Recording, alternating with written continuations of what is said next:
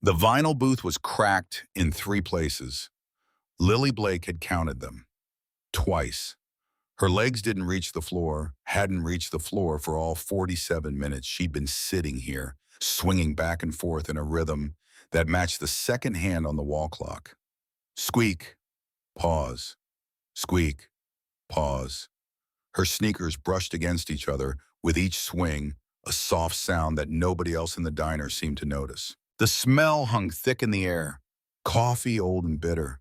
Grease from the fryer that had probably been going since morning. Something sweet underneath it all, maybe pie, maybe syrup, from the pancakes the truck driver 3 booths over had ordered an hour ago. He was still working on them, cutting each piece with the kind of careful precision that said he had nowhere else to be. Lily understood that feeling. Dolores passed by for the third time, coffee pot in hand, even though Lily's glass was still half full of Sprite. The waitress had kind eyes, the kind that crinkled at the corners when she smiled, which she did now, setting the pot down on the counter. "You doing okay, sweetheart?" "Yes, ma'am." The words came automatic, polite, the way her mom had taught her. Always say ma'am and sir, even when you're tired of waiting, especially when you're tired of waiting. Dolores wiped her hands on her apron, the fabric stained with years of coffee and ketchup and things that would never quite come clean. Her name tag was crooked. Lily noticed things like that, the way the D tilted just slightly to the left like it was trying to slide off and escape. "Your mama called again about 10 minutes ago. She's stuck in traffic on the I-10. Should be here in about 20 minutes. Lily nodded. She'd heard that before. 20 minutes usually meant 40, sometimes more. Her mom worked 2 jobs. Morning shift at St. Joseph's Hospital, evening shift at the Safeway on Camelback Road. Lily understood. She was 9, but she understood a lot. The bell above the diner door chimed. Lily didn't look up at first. People came and went. This was a truck stop diner off Highway 87, middle of nowhere, Arizona, where the desert stretched out in every direction like an ocean made of sand and scrub brush. Travelers stopped. Travelers left. Nothing special. But then the sound changed. It wasn't the bell that made everyone stop talking. It wasn't even the heavy footsteps on the linoleum floor boots that hit with the kind of weight that said the men wearing them had walked through harder places than this. It was the silence that followed, the kind of silence that feels thick, like you could reach out and touch it if you tried. Like the air itself had decided to hold its breath and wait. Lily looked up. 6 men stood in the doorway. Big men, not fat but solid, the kind of solid that comes from muscle and years in a life lived outside in the sun and wind. Leather vests over thick arms covered in tattoos that twisted and curled like stories written in ink. Chains hanging from belt loops. Boots that looked like they'd kick through more than just dirt. Their faces were hard, weathered, the kind of hard that comes from years of things Lily couldn't imagine, things she'd never seen in her 9 years of elementary school, and coloring books, and waiting in diners for her mom to finish work. The patch on their backs wasn't something Lily recognized. A skull with wings, letters that spelled out words she'd have to sound out later. But everyone else in the diner recognized it. She could tell by the way the truck driver suddenly found his eggs fascinating. By the way the elderly couple in the corner booth went very still, hands clasped together like they were praying. By the way Dolores' smile disappeared and her hand tightened on the coffee pot until her knuckles went white. The leader walked in first. Tall, probably 6'3" or 6'4". Lily wasn't great at guessing heights, but she knew tall when she saw it. His hair was pulled back in a ponytail, gray streaking through the dark like lightning frozen in place. His beard was thick and trimmed close to his face. His eyes, even from across the diner, looked like they'd seen things that would make most people turn away. Behind him, the other 5 spread out. Not aggressive exactly, but deliberate. Like wolves who knew exactly where every exit was, who'd memorized the layout of the room in the 3 seconds it took to walk through the door. One of them, younger than the leader, with a red bandana tied around his head and a scar across his left cheek, spoke up. The words carried across the silent diner like a stone dropped in still water. "We got a problem here." Dolores moved fast. Too fast. The words tumbled out in a rush that said she was more scared than she was letting on. No problem. No problem at all. Just, just find yourselves a seat. I'll be right with you. The leader didn't sit. He walked to the counter, each boot step echoing in the quiet. The leather of his vest creaked as he moved, a sound Lily had never heard before but would remember for the rest of her life. She watched him. She wasn't scared. She should have been, maybe. That's what her mom would probably say later when she heard about this. But Lily wasn't scared. Her mom always said Lily had a gift for seeing the good in people, even when they tried to hide it. And then she saw it. His right arm, just below where his vest ended, where his skin showed between the leather and the thick band of a watch. A tattoo, black ink faded slightly with time, the way old tattoos always seem to fade, turning from sharp black to something softer like charcoal rubbed on paper. A snake wrapped around a dagger. The snake coiled 3 times its scales, detailed and precise, each one drawn with care. The dagger pointed down, blade sharp, even in ink. But there was something specific about it, something that made Lily's heart jump in her chest. The snake's eye had a small scar running through it, like the tattoo artist's hand had slipped, or like it was intentional, a mark within a mark.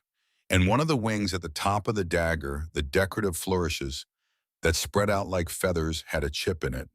A small imperfection in the design, barely noticeable unless you were looking for it. But Lily had seen this before. She'd seen it her whole life. When her mom got out of the shower and the bathroom door was open.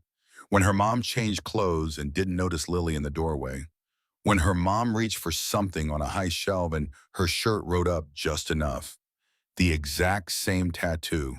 On her mom's left shoulder. The snake with a scarred eye. The dagger with the chipped wing. The word came out before Lily could stop it. Small and clear, cutting through the tension like a knife through butter. Sir. Every head turned. The leader, the 5 men behind him, Dolores with her coffee pot, the truck driver with his fork halfway to his mouth, the elderly couple who'd been praying, all of them staring at the 9-year-old girl in the cracked vinyl booth. Lily said it again, louder this time, because when you started something, you had to finish it. That's what her mom always said. Sir, my mom has a tattoo just like yours. The entire diner stopped breathing. The leader stared at her, really stared. His eyes narrowed, not in anger but in focus, like he was looking at something that didn't make sense, like he was trying to solve a puzzle that shouldn't exist. Something shifted in his expression. Not quite anger, not quite confusion, something sharper, something dangerous. What did you say? The question came low, controlled. The kind of control that meant he was very, very focused. The kind of control that came right before something important happened. Lily slid out of the booth. Her sneakers hit the floor with a soft squeak. She was small, barely came up to his waist, but she didn't hesitate. Her mom had taught her not to be rude. You looked people in the eye when you talked to them. You spoke clearly. You told the truth. She walked toward him. The man with the red bandana took a step forward, his hand moving to his belt, but the leader held up one hand. Stop. Wait. Lily stopped 3 feet away, close enough to see the details of the tattoo, close enough to be absolutely sure. Your tattoo, the snake with the dagger. My mom has the same one on her shoulder. It even has the little chip on the wing, just like yours. The man with the red bandana spoke up, his voice rough, like gravel in a bucket. Kid, you don't know what you're talking about. But Lily was insistent. She knew what she'd seen. She'd seen it 100 times, 1,000 times. Every morning when her mom got dressed, every night when her mom put on pajamas. I do know. I've seen it my whole life. When she gets out of the shower or when she's changing. She has the exact same tattoo. The leader held up his hand again, stopping the other man mid-sentence. His eyes never left Lily's face. He crouched down slowly, bringing himself to her eye level, his knees popping slightly with the movement. Up close, his face was even more weathered.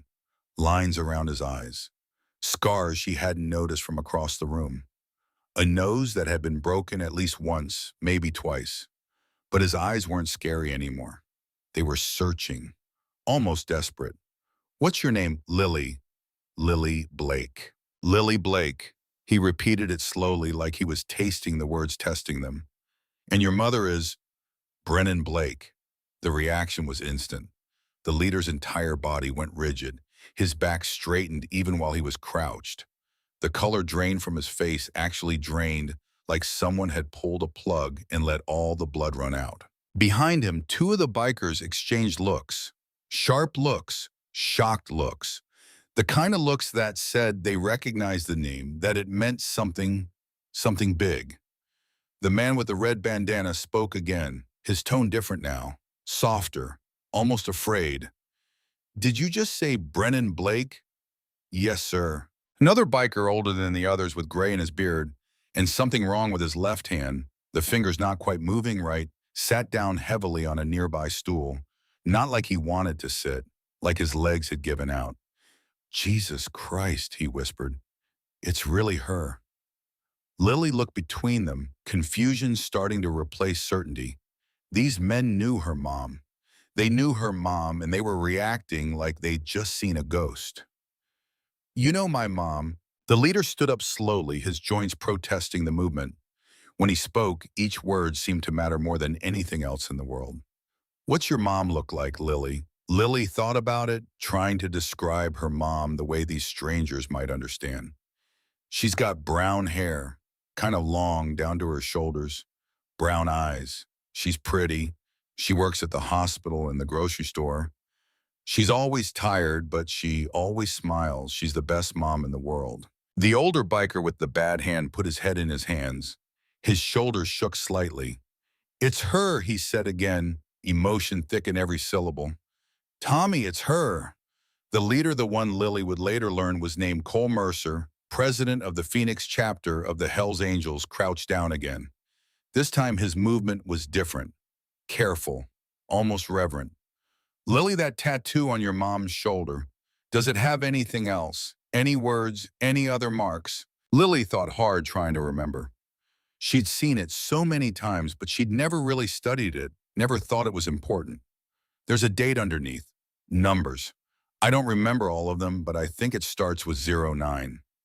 The older biker, the one they'd called Tommy, spoke without lifting his head. September 9th. Cole nodded slowly. 2012. He closed his eyes. When he opened them again, they were wet. Not crying exactly, but close. Like something inside him had broken open and was leaking out. Where is your mother right now?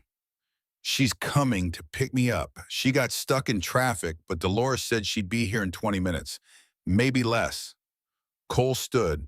He turned to his crew, all five of them watching with expressions Lily couldn't quite read. Shock. Disbelief. Something that looked almost like hope. Nobody moves, Cole said, the command cracking like a whip. Nobody leaves, we wait. One of them started to speak.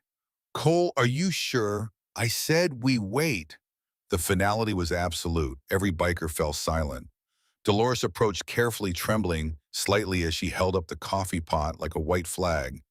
Can I get you gentlemen something coffee food? Cole looked at her, seemed to remember where he was, that there were other people in this diner, besides a 9-year-old girl who just turned his world upside down. Coffee for everyone. The diner remained frozen. The truck driver still hadn't touched his eggs. The elderly couple in the corner booth looked like they were carved from stone. Dolores poured coffee with shaking hands, the liquid sloshing slightly in each cup. Lily, oblivious to the weight of what she'd just done, climbed back into her booth. She pulled her backpack closer, unzipped it, and pulled out her coloring books. The princess one was on top, but underneath was the dinosaur book, the one with the T-Rex that took up a whole page. She looked up at Cole, who was still standing there, staring at her like she might disappear if he looked away. You can sit with me if you want. I have coloring books. A sound escaped from Cole. Something between a laugh and a noise that said he didn't know whether to smile or cry or both. Coloring books. Yeah, I like the princess ones, but I also have dinosaurs. Do you like dinosaurs? The man with the red bandana? Jake actually smiled. A real smile, not the hard expression Burry he'd worn when he walked in. "Kid," he said, shaking his head slowly, "you're something else." My mom says that too. Lily pulled out her box of crayons, the big 64-count box with the built-in sharpener. "She says I'm special." Cole sat down across from Lily, slowly, like he was afraid the booth might collapse under him, or like he was afraid this was all a dream and sitting down might wake him up. "Your mom is right." His crew exchanged looks, but followed his lead, sliding into nearby booths. Dolores brought coffee, still trembling, as she poured. The diner began to breathe again, but the air was different now. Charged. Waiting. Lily pushed a coloring book across to Cole. The dinosaur one. The page was already half-colored, a brontosaurus standing in a prehistoric jungle. "You can color too if you want. It helps when you're waiting for something." Cole stared at the coloring book like it was a foreign object, like it was the most complex thing he had ever been asked to do. Then, slowly, so slowly, it seemed to take years, he picked up a green crayon. His hands were huge, scarred knuckles, calluses on his palms, hands that had done hard things, violent things probably, but they held that green crayon with surprising gentleness. "Lily," he didn't look up from the page, each word carefully controlled. "Does your mom ever talk about her past, about before you were born?" Lily colored the brontosaurus's tail purple because dinosaurs could be any color you wanted and nobody could prove they weren't. "Not really. She says the past is the past. She likes to focus on right now. On me. On making sure I'm happy and safe." Tommy, the older biker with the bad hand, murmured something under his breath. "That sounds like her." Lily tilted her head, studying these men who seemed to know her mom better than she thought possible. "How do you know my mom?" Cole colored carefully, filling in the brontosaurus's body with long, even strokes. When he spoke, gratitude filled every word. "We met a long time ago, during a very difficult time. Were you friends?" Cole set down the crayon. He looked at Lily with those weathered eyes that had seen too much, but were trying to see her clearly, to see this innocent 9-year-old who had no idea what door she'd just opened. "She saved my brother's life." The words hung in the air. Lily stopped coloring. The purple crayon paused mid-stroke on the dinosaur's tail. "Really? Wow. Really?" Jake leaned forward from his booth, his elbows on the table. When he spoke, all the edge had left his tone, becoming something almost gentle. "Your mom, Lily, she stopped when nobody else would. My brother Tommy, he was hurt, bleeding on the side of the road. And there were men chasing us. Bad men. Men with guns." Lily's eyes went wide. "Your mom, she didn't have to stop. She could have driven past like everyone else did. But she didn't. She stood between them and us, told them if they wanted to hurt anyone else, they'd have to go through her first. My mom did that." Tommy lifted his head. His eyes were red but steady. "Your mom is one of the bravest people I've ever met."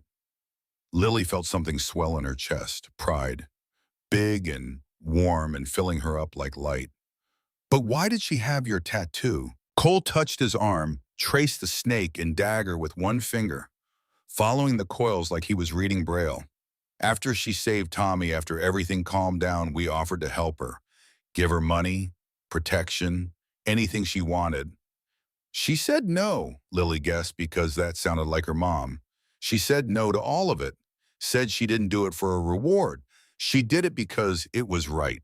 Tommy's tone cracked slightly, "But we wanted her to have something. Something that would tell any of us anywhere that she was family. Protected. Untouchable. So we gave her this tattoo." Cole finished, his finger still on the snake. "Same as mine. Same as every member of our original crew. It means she's under our protection. Forever." Lily's mind raced, trying to fit this new information into everything she knew about her mom. Her mom who worked 2 jobs, who came home exhausted every night, who made dinner even when she was too tired to eat, who helped with homework and read bedtime stories and never ever complained. "But she never told me." Cole smiled, but sadness shadowed it. She probably didn't want you to worry, didn't want you to know about that part of her life. The bell above the door chimed again. Every person in the diner turned. The bikers, Dolores with her coffee pot, the truck driver with his cold eggs, the elderly couple who'd been frozen for 20 minutes. A woman stood in the doorway, brown hair pulled back in a messy ponytail, scrubs blue ones with little teddy bears on them, the kind they wear in pediatrics. Her face was tired, lining with the kind of exhaustion that comes from working 16-hour days, from pushing your body past what it should be able to do because you have no choice.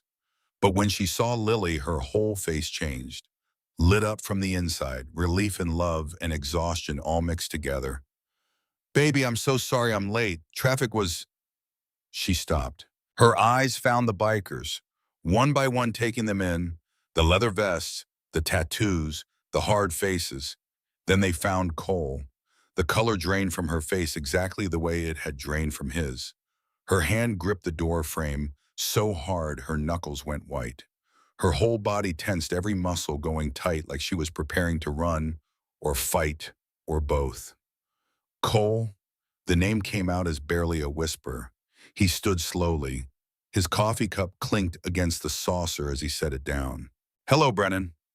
13 years collapsed in an instant. 13 years of distance, of hiding, of pretending that part of her life had never happened. All of it gone in the space between one breath and the next. Brennan's eyes darted to Lily, then back to Cole. Her mind was working fast. Lily could see it, trying to figure out how this had happened, what it meant, whether her daughter was safe. What are you doing here? Sharpness filled every syllable. Protective. The voice of a mother who would do anything, anything at all to keep her child safe. Cole held up both hands, palms out, non-threatening, peaceful. Coincidence? Pure coincidence. We stopped for coffee. Lily recognized my tattoo. Brennan's hand flew to her left shoulder, even though it was covered by her scrubs. An unconscious movement touching the mark she'd tried to forget for 13 years. Lily, come here. The sharpness in her tone made Lily freeze. She'd never heard her mom sound like that. Scared and fierce at the same time, protective in a way that went beyond scraped knees and bad dreams. Mom, it's okay. They know you. They said you saved Lily now. The command was absolute. Lily slid out of the booth and ran to her mother. Brennan grabbed her hand, pulled her close, her other arm wrapping around Lily's shoulders. We're leaving. Brennan, wait. Cole took a step forward. Stay away from my daughter. The words were ice. Final. A wall going up between them, a wall that said this conversation was over before it started. But Cole didn't move closer.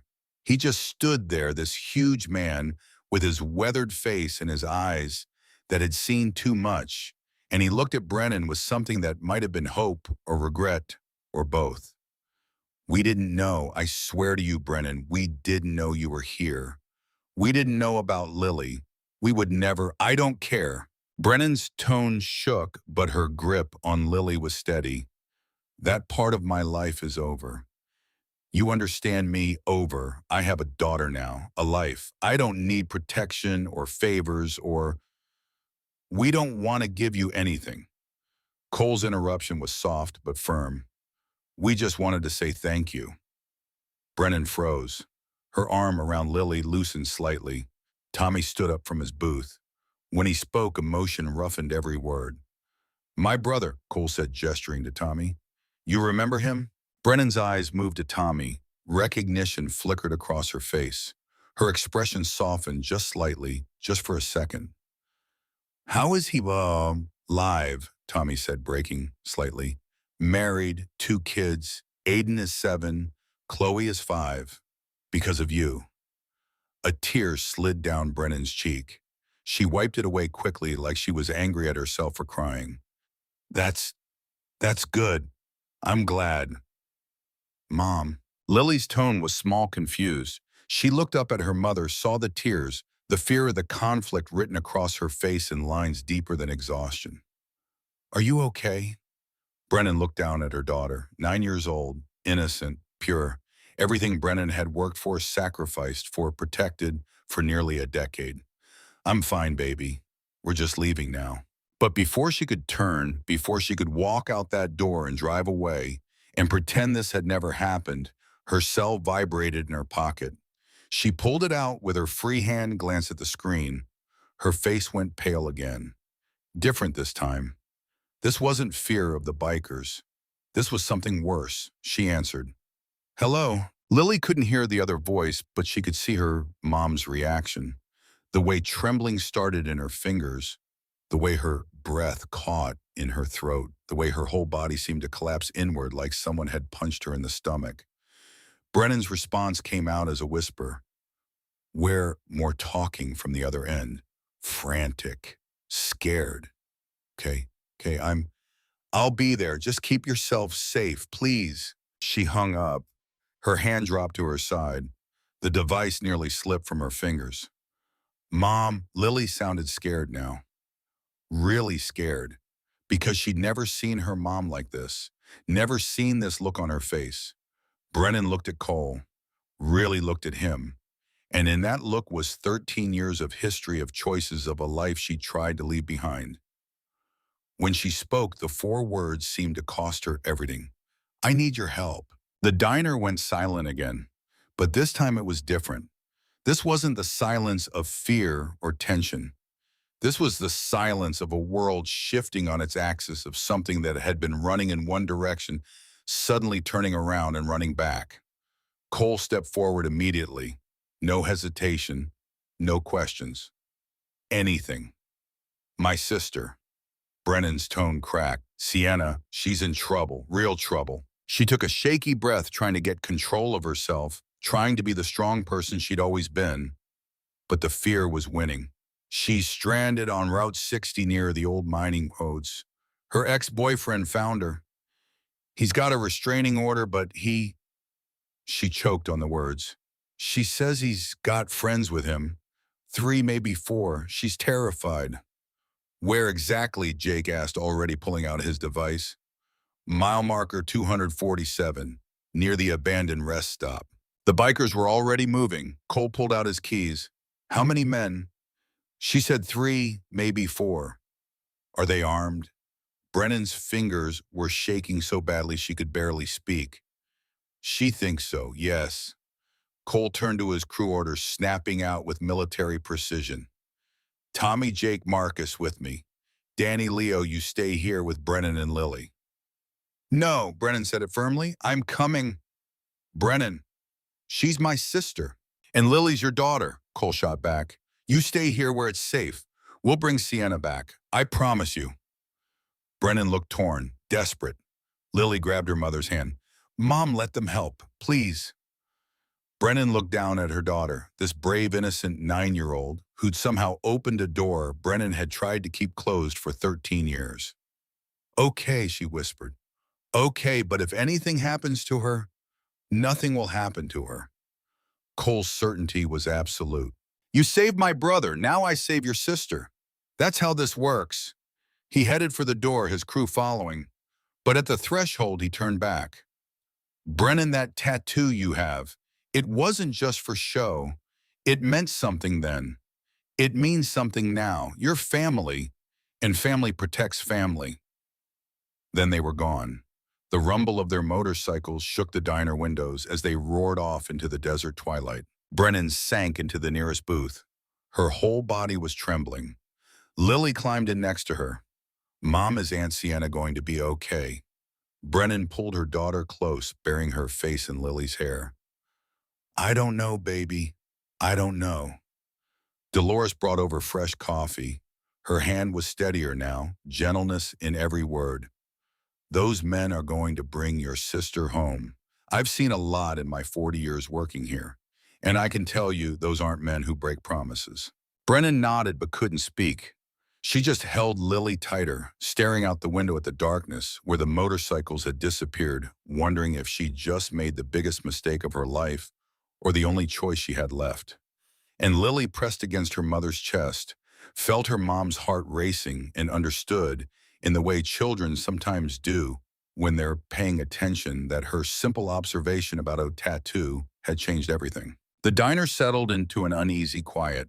The two bikers who'd stayed behind Danny and Leo positioned themselves near the windows, watching, waiting. The truck driver finally took a bite of his eggs. They were cold now. He didn't seem to care. The elderly couple in the corner held hands across the table and prayed, this time out loud, soft words about protection and safety and bringing the lost ones home. Dolores refilled Brennan's coffee 3 times. Brennan never touched it. Lily wanted to ask questions, wanted to know about the sister she'd only met a handful of times, about the danger, about why her mom's hands wouldn't stop shaking. But she stayed quiet, pressed against her mother's side, and waited. 20 minutes felt like hours. The clock on the wall ticked forward with agonizing slowness, each second marked by the soft click of the minute hand moving, moving, moving. A text notification lit up Brennan's screen. She grabbed the device so fast she nearly knocked over the untouched coffee. From Cole. We're here. House is dark. No movement visible. Going in quiet. Then nothing. Brennan stared at the screen, waiting for another message. 30 seconds. 1 minute. 2. Nothing. Something's wrong, she whispered. Danny moved closer to their booth. Cole knows what he's doing. Give him time. But time felt like it had stopped, or slowed down, or both. 3 minutes passed. 4. 5. Still nothing. Brennan's leg bounced under the table. Nervous energy with nowhere to go. Lily had never seen her mom like this. Her mom was always calm, always in control. Even when things were hard, even when money was tight or work was exhausting, her mom stayed steady. This was different. 6 minutes. 7. Brennan stood up. She couldn't sit still anymore. I need to. Her screen lit up again. She looked at the message. Color drained from her face. Actually white, like all the blood had been pulled out. She showed it to Danny. He read it. His jaw tightened. Leo moved to look over his shoulder. He swore under his breath. What? Lily asked, fear creeping into her tone. What does it say? Brennan's grip on the device was shaking. The message was short.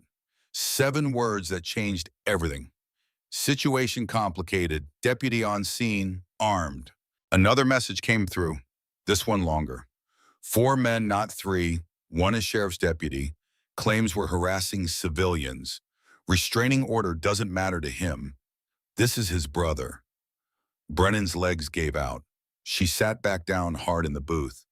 His brother is a cop, she whispered. Garrett's brother is a cop.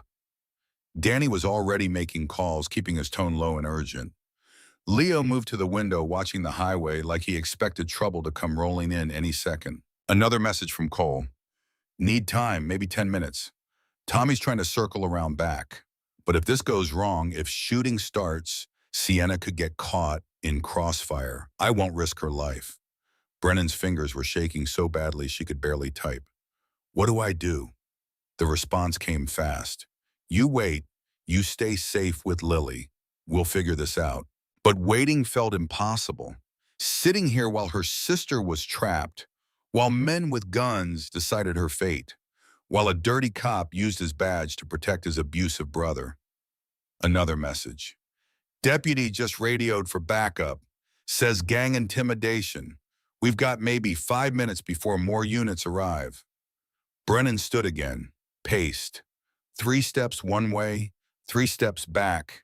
The booth, the counter, the booth again. Lily watched her mother fall apart in slow motion. Watched the strongest person she knew break into pieces right in front of her. Mom, she said quietly, it's going to be okay. But even as she said it, she didn't believe it, because nothing about this felt okay. The bell above the door chimed. Everyone tensed. Danny's hand moved to his belt.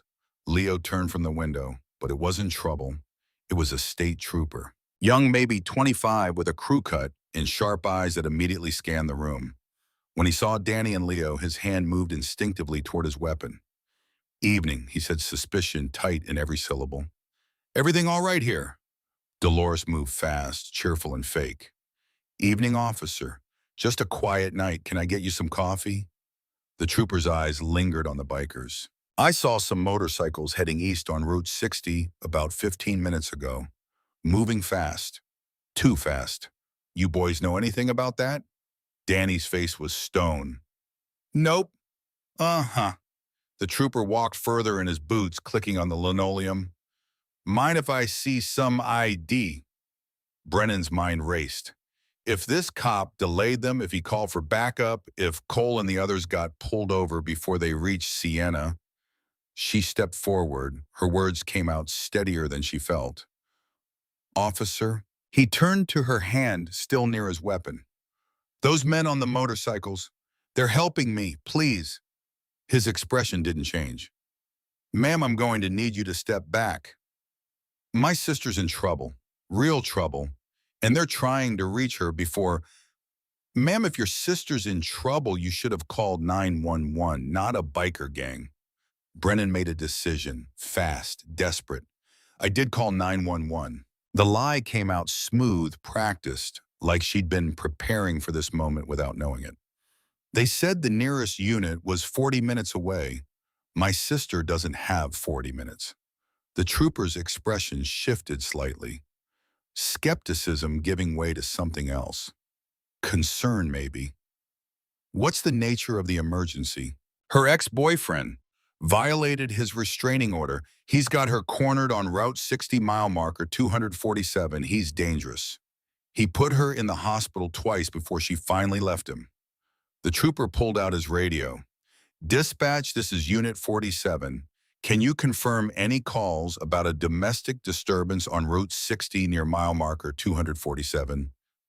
Static crackled. Then a woman responded. Negative Unit 47, no calls from that location. Brennan's heart sank. Of course there were no calls. Sienna had called her directly, too scared to involve the police. She was too frightened to call, Brennan said quickly. Please, you have to believe me. The trooper studied her face. Then he looked at Lily, who stared back with those wide, trusting 9-year-old eyes that had never learned to lie.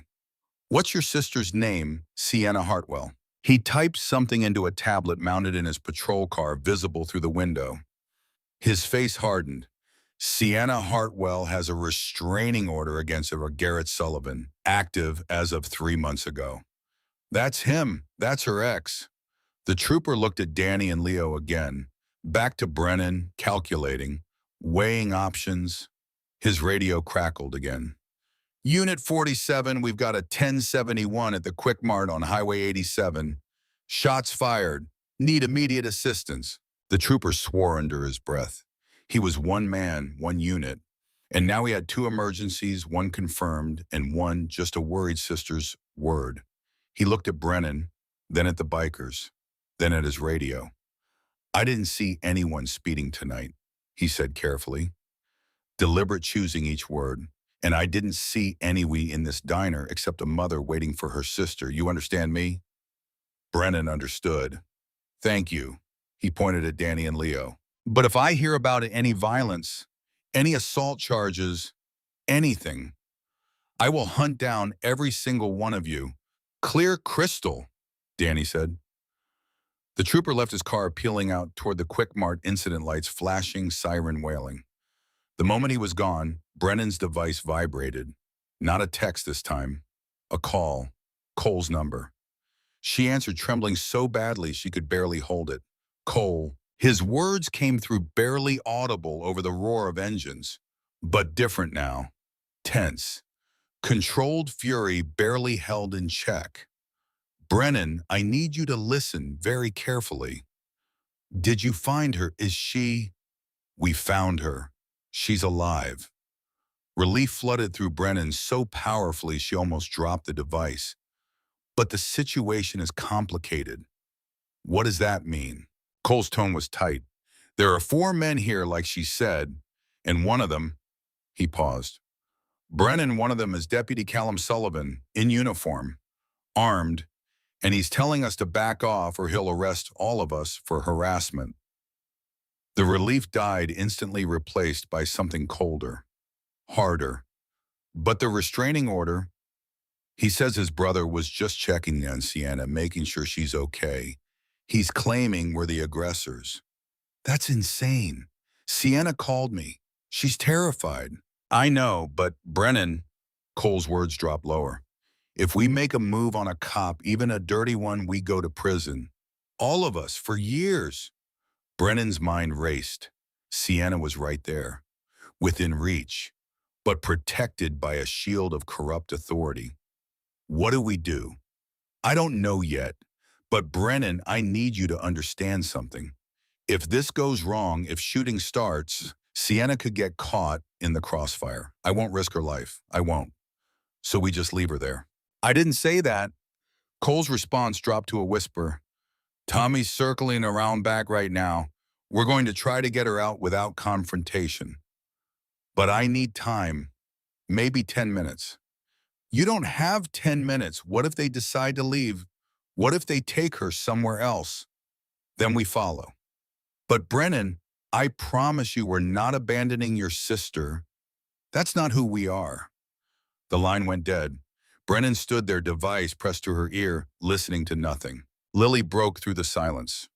Mom, Brennan looked down at her daughter, 9 years old, too young to understand any of this, too young to see the world for what it really was. A place where bad men could hide behind badges, where doing the right thing could get you killed. Is Aunt Sienna going to die? The question shattered something in Brennan. She dropped to her knees, pulled Lily close. No, baby. No, she's going to be fine.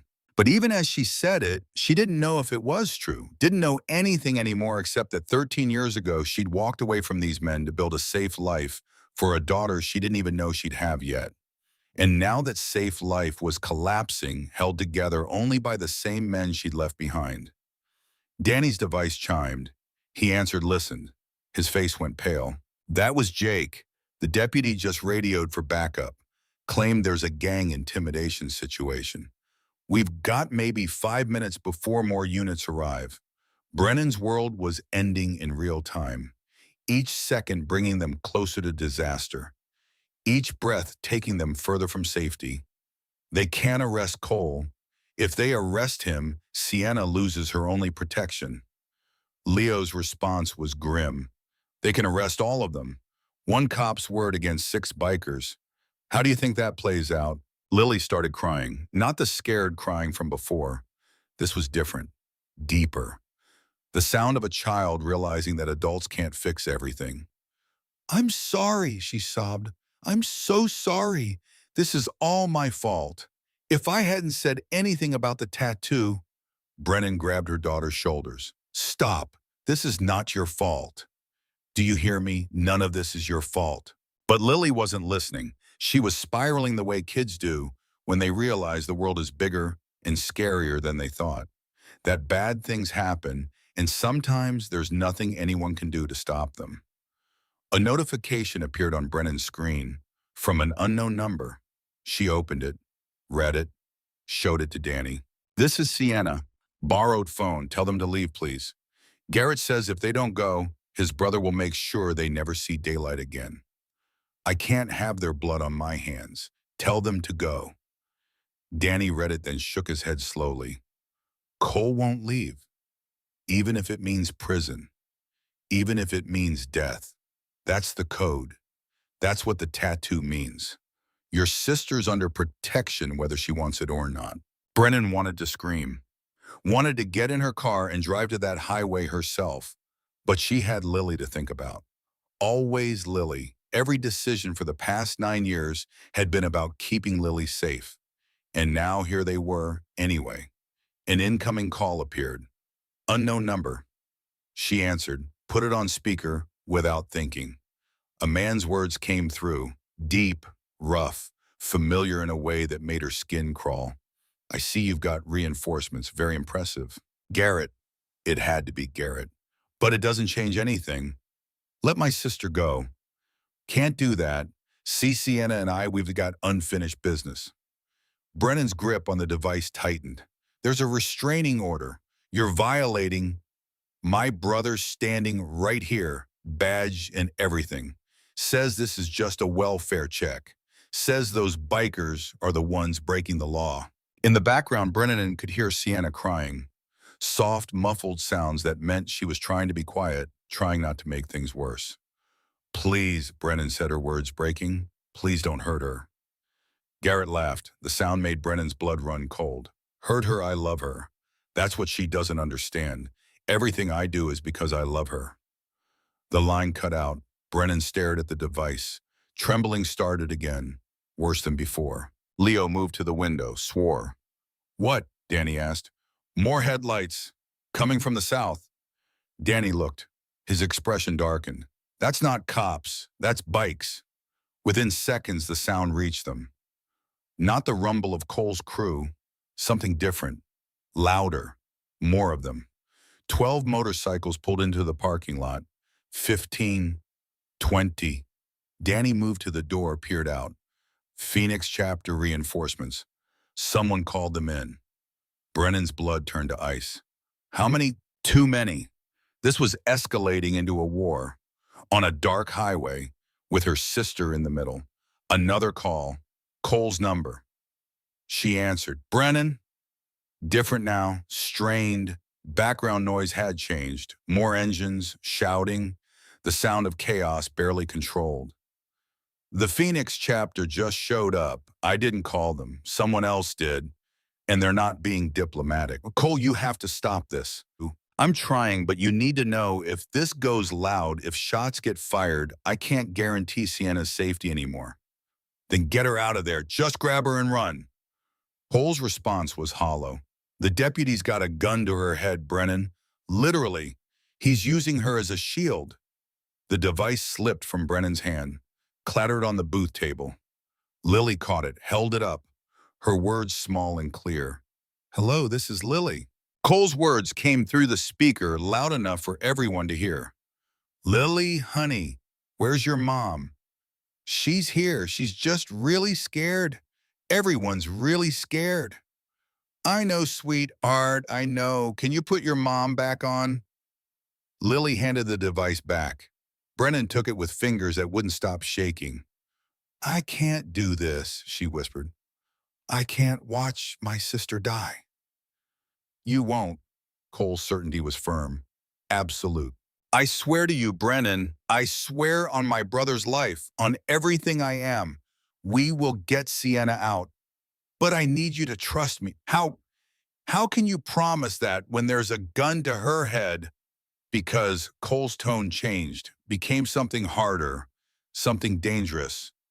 We've been in worse situations than this, and we're still here. Then Brennan heard it in the background. A woman's scream, Sienna's scream, and gunfire. Pop, pop, pop, pop, pop, pop. 5 shots, maybe 6. The sound overlapping, echoing through the speaker. The line went dead. Brennan couldn't move, couldn't breathe, couldn't process what she just heard. Lily was screaming. Danny was making calls, trying to reach someone. Leo was already heading for the door.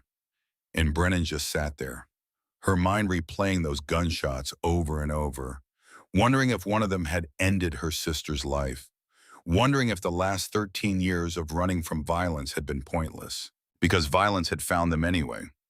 The diner lights seemed too bright, the coffee smelled wrong, everything was wrong. Her device stayed silent. 1 minute passed, then 2, then 3. Still nothing. Lily buried her face in her mother's chest, sobbing, Please be okay, please, please, please be okay. Brennan held her daughter and stared at the device, waiting for it to ring, waiting for news, waiting for anything. Danny's device chimed first. He answered, listened, then looked at Brennan with an expression she couldn't read. They're coming back, he said quietly. And Sienna, Danny hesitated just for a second, but that second felt like forever. Jake says to prepare yourself. The words were a knife. Prepare yourself. Prepare yourself for what? Prepare yourself to identify a body. Prepare yourself to explain to Lily why her aunt wasn't coming home. The roar of motorcycles grew louder, closer. Brennan ran to the door, pushed it open, stepped out into the parking lot. Headlights cut through the darkness. 6 bikes, no 7.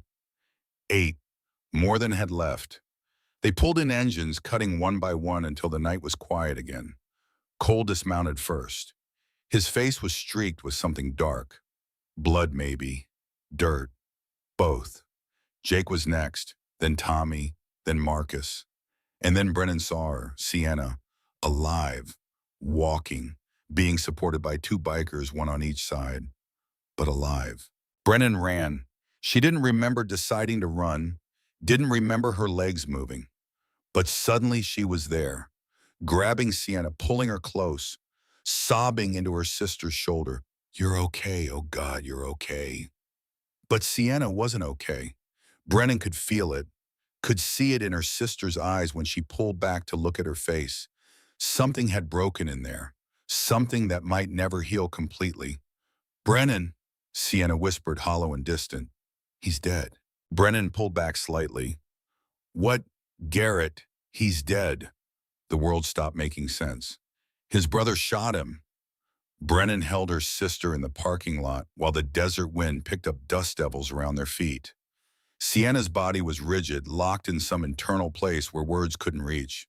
The bikers stood in a loose circle around them, giving them space but staying close. Protective. Cole approached slowly, boots crunching on gravel.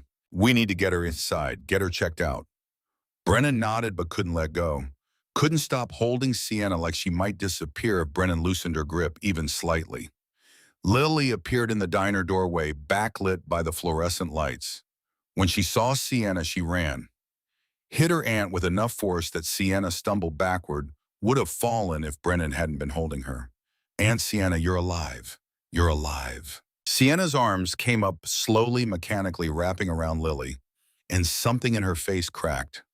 The shell she'd built in the last hour fractured, and tears started streaming down her cheeks. "I'm okay, sweetie," she whispered, but everything in her tone said otherwise. "I'm okay." They got her inside. Dolores had cleared the largest booth, spread clean napkins across the vinyl like makeshift bandages. Sienna sat Brennan on one side, Lily on the other. The bikers filled the remaining booths, their presence turning the diner into something between a field hospital and a fortress. Tommy brought water. Jake found a blanket somewhere, draped it over Sienna's shoulders, even though the night wasn't cold. Small acts of care from hard men who understood trauma in ways most people never would. Cole pulled up a chair, sat backward on it, arms crossed over the backrest. "Sienna, I need to know what happened. All of it." Sienna stared at the water glass. Trembling started as she picked it up, took a small sip, set it back down. "Garrett found me." She started flat and monotone, the cadence of someone trying to distance themselves from their own story. "I don't know how. I changed my number. Moved. Got the restraining order. But he found me." "How many men?" "4. Garrett and 3 others. I didn't recognize them. Friends maybe. People he owed money to. I don't know." Cole's jaw tightened. "Were they armed?" Sienna nodded. "Garrett had a gun. I saw it. He kept it in his belt, kept touching it like he wanted me to see it." Brennan's hand found Sienna's squeezed hard. "When you all showed up on the motorcycles, Garrett panicked, started yelling, and then—" Sienna caught her breath. "Then his brother arrived. Deputy Callum Sullivan. He was in uniform, full uniform badge and everything, gun on his hip, and he walked up like he was there to help, like he was going to protect me." She laughed, but there was no humor in it, just bitterness. "He told you all to leave, said this was a family matter, that Garrett was just checking on me, that the restraining order was a misunderstanding." Cole nodded. "That's what we heard. Garrett pulled me close, had his arm around my shoulders like we were still together, like everything was fine. And Callum stood there with his hand on his gun, telling you to back off." Tommy leaned forward. "What happened next?" Sienna closed her eyes. When she opened them, they were unfocused. Seeing something that wasn't in this diner. "You all didn't leave. You just stood there waiting. And more bikes kept coming, more and more until there were so many I couldn't count them. Garrett got scared. I could feel it. His grip on my shoulder got tighter. He pulled out his gun, pointed it at—" She looked at Cole. "You." He pointed it at you. Cole's expression didn't change. He was yelling, Something about disrespect, about how nobody tells him what to do. His hand was shaking. And Callum told him to put the gun down, but Garrett wouldn't. He kept yelling, and then Sienna's breath hitched.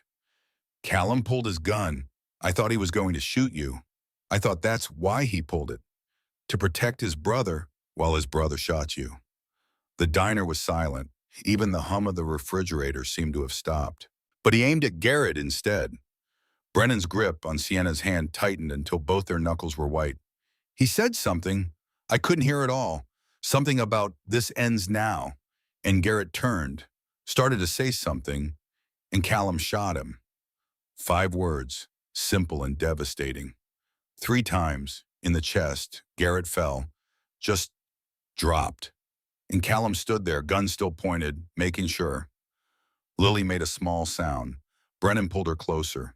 Then Callum looked at me, right at me, and he said, Sienna's words broke completely. He said, "This is for the best. Now you're free." He put his gun away, radioed for backup, started the story, self-defense, protecting a citizen from an armed assailant. His brother was unstable, dangerous. He had to stop him before someone got hurt.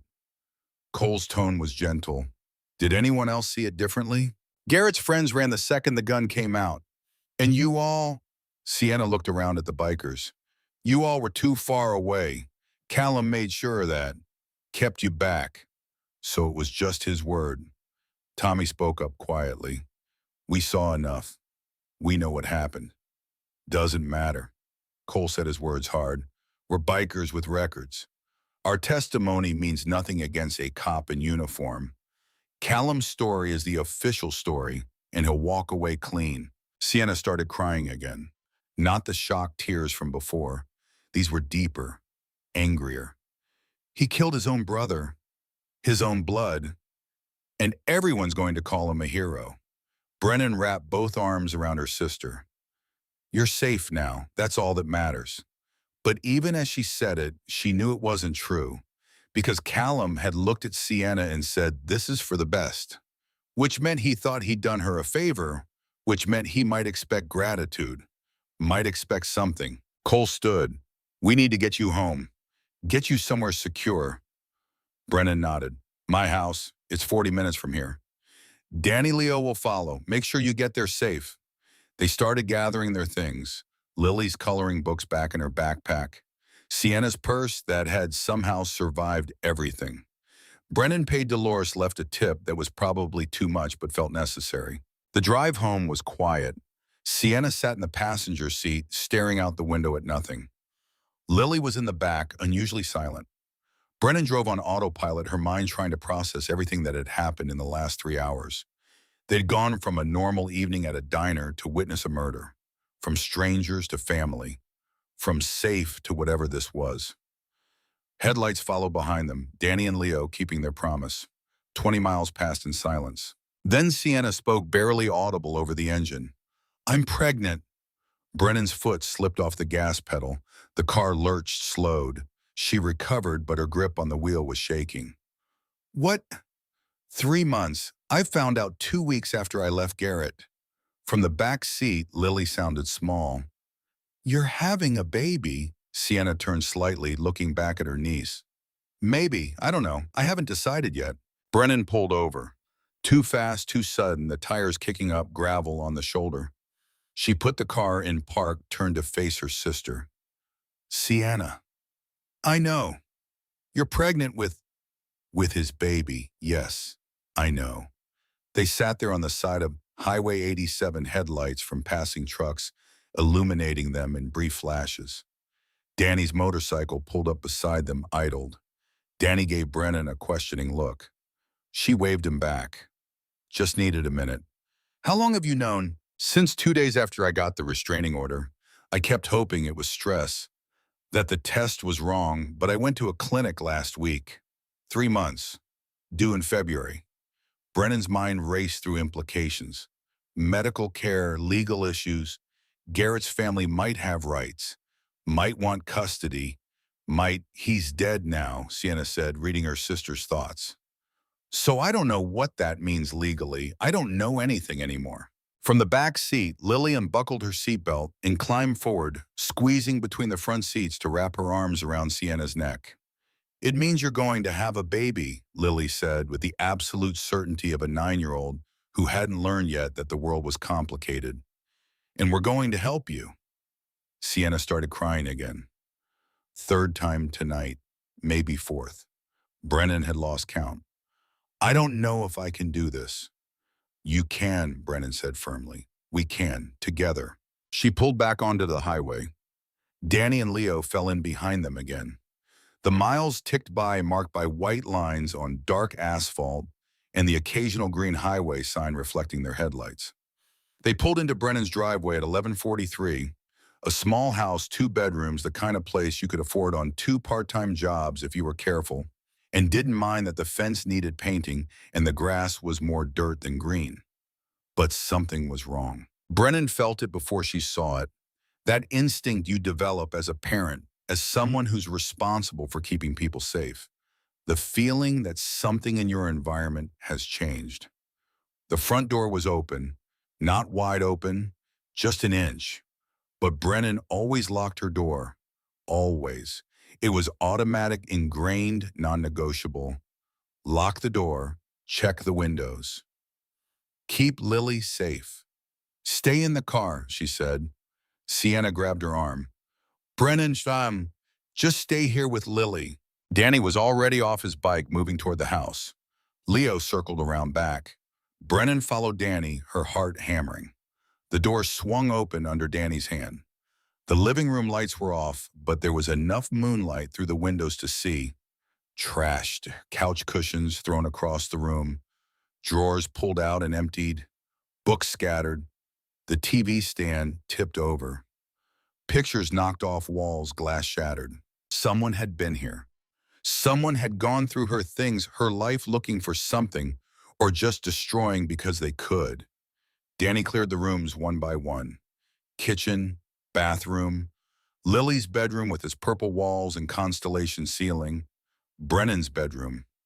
All of them violated, all of them torn apart. Clear, Danny said finally. Whoever it was, they're gone now. Brennan stood in her living room and tried not to cry. This was her safe place, the home she'd built for Lily, where they'd eaten breakfast together every morning for 9 years, where Lily had learned to read, where they'd watched movies and played games and pretended the world outside was kind. And someone had broken that. Leo came in through the back door. Found how they got in. Basement window. Lock's been jimmied. Brennan's device vibrated. Unknown number. She stared at it, fear crawling up her spine. Unknown numbers didn't call this late unless something was wrong. Unless someone wanted to make sure you knew they could reach you. She answered, put it on speaker without thinking about whether that was smart. Heavy breathing on the other end. Male.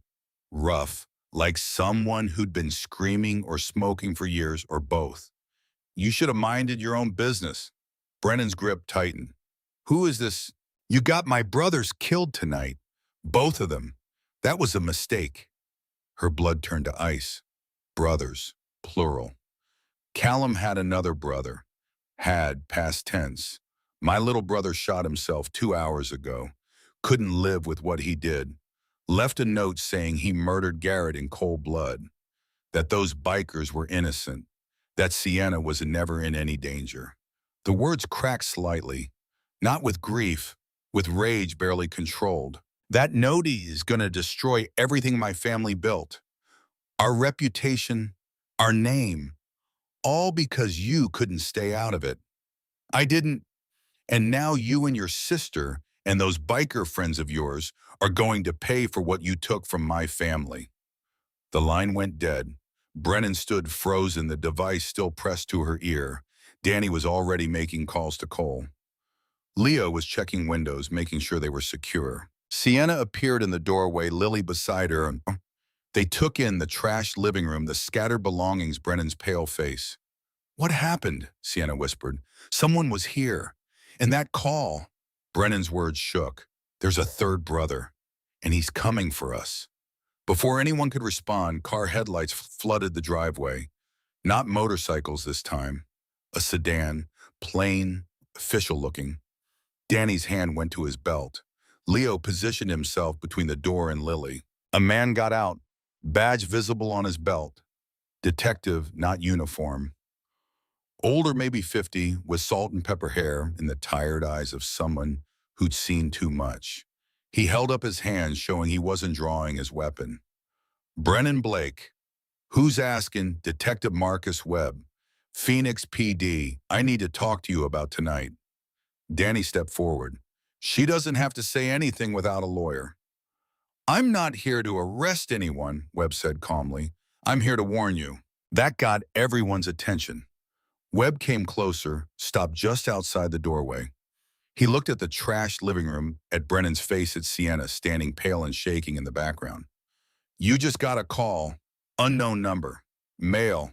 Threatening. It wasn't a question. How did you... We've been monitoring phone lines associated with the Sullivan family. We knew something like this might happen. Webb pulled out a small notebook, flipped it open. Rowan Sullivan, third son, served in the Army Rangers 2005 to 2015. 4 tours in Afghanistan, came back with PTSD, traumatic brain injury, the works. Been off the grid for 5 years, until tonight. He looked at Sienna. You're Sienna Hartwell, the one with the restraining order against Garrett Sullivan. Sienna nodded, unable to speak. And you witnessed Deputy Callum Sullivan shoot and kill his brother. Another nod. Webb closed his notebook. Rowan blames you, blames all of you. We've got intel suggesting he's planning retaliation soon. Brennan found her words. What kind of retaliation? The violent kind. Rowan Sullivan makes his brothers look like choir boys. He's trained, he's smart, and he's got nothing left to lose. So what do we do? Danny asked. Webb looked at him, then at Brennan. Honestly, you get somewhere safe, somewhere he can't find you, and you stay there until we bring him in. And how long will that take? Could be days, could be weeks. Rowan knows how to disappear. Brennan looked around at her destroyed home, at her terrified daughter, at her sister who was pregnant and traumatized, at the bikers who'd promised protection. I can't just run. Then you need to be very, very careful. Webb handed her a card. My direct number. Call me if anything happens. Anything. And Ms. Hartwell, I'm going to need your statement about tonight, but it can wait until you're ready. He started to leave, then turned back. One more thing. Rowan's been trained in psychological warfare. He won't just come at you head on. He'll want you scared first. Paranoid, isolated. That's how he operates. Lock your doors. Not that it'll help much, but it's something. He left. The taillights of his sedan disappeared down the street. The house fell silent again, but it was a different kind of silence now. Not peace, anticipation, like the air before a storm. Lily's small words broke it. Mom, I'm scared. Brennan pulled her daughter close. I know, baby. Me too. Sienna was shaking so badly she had to sit down.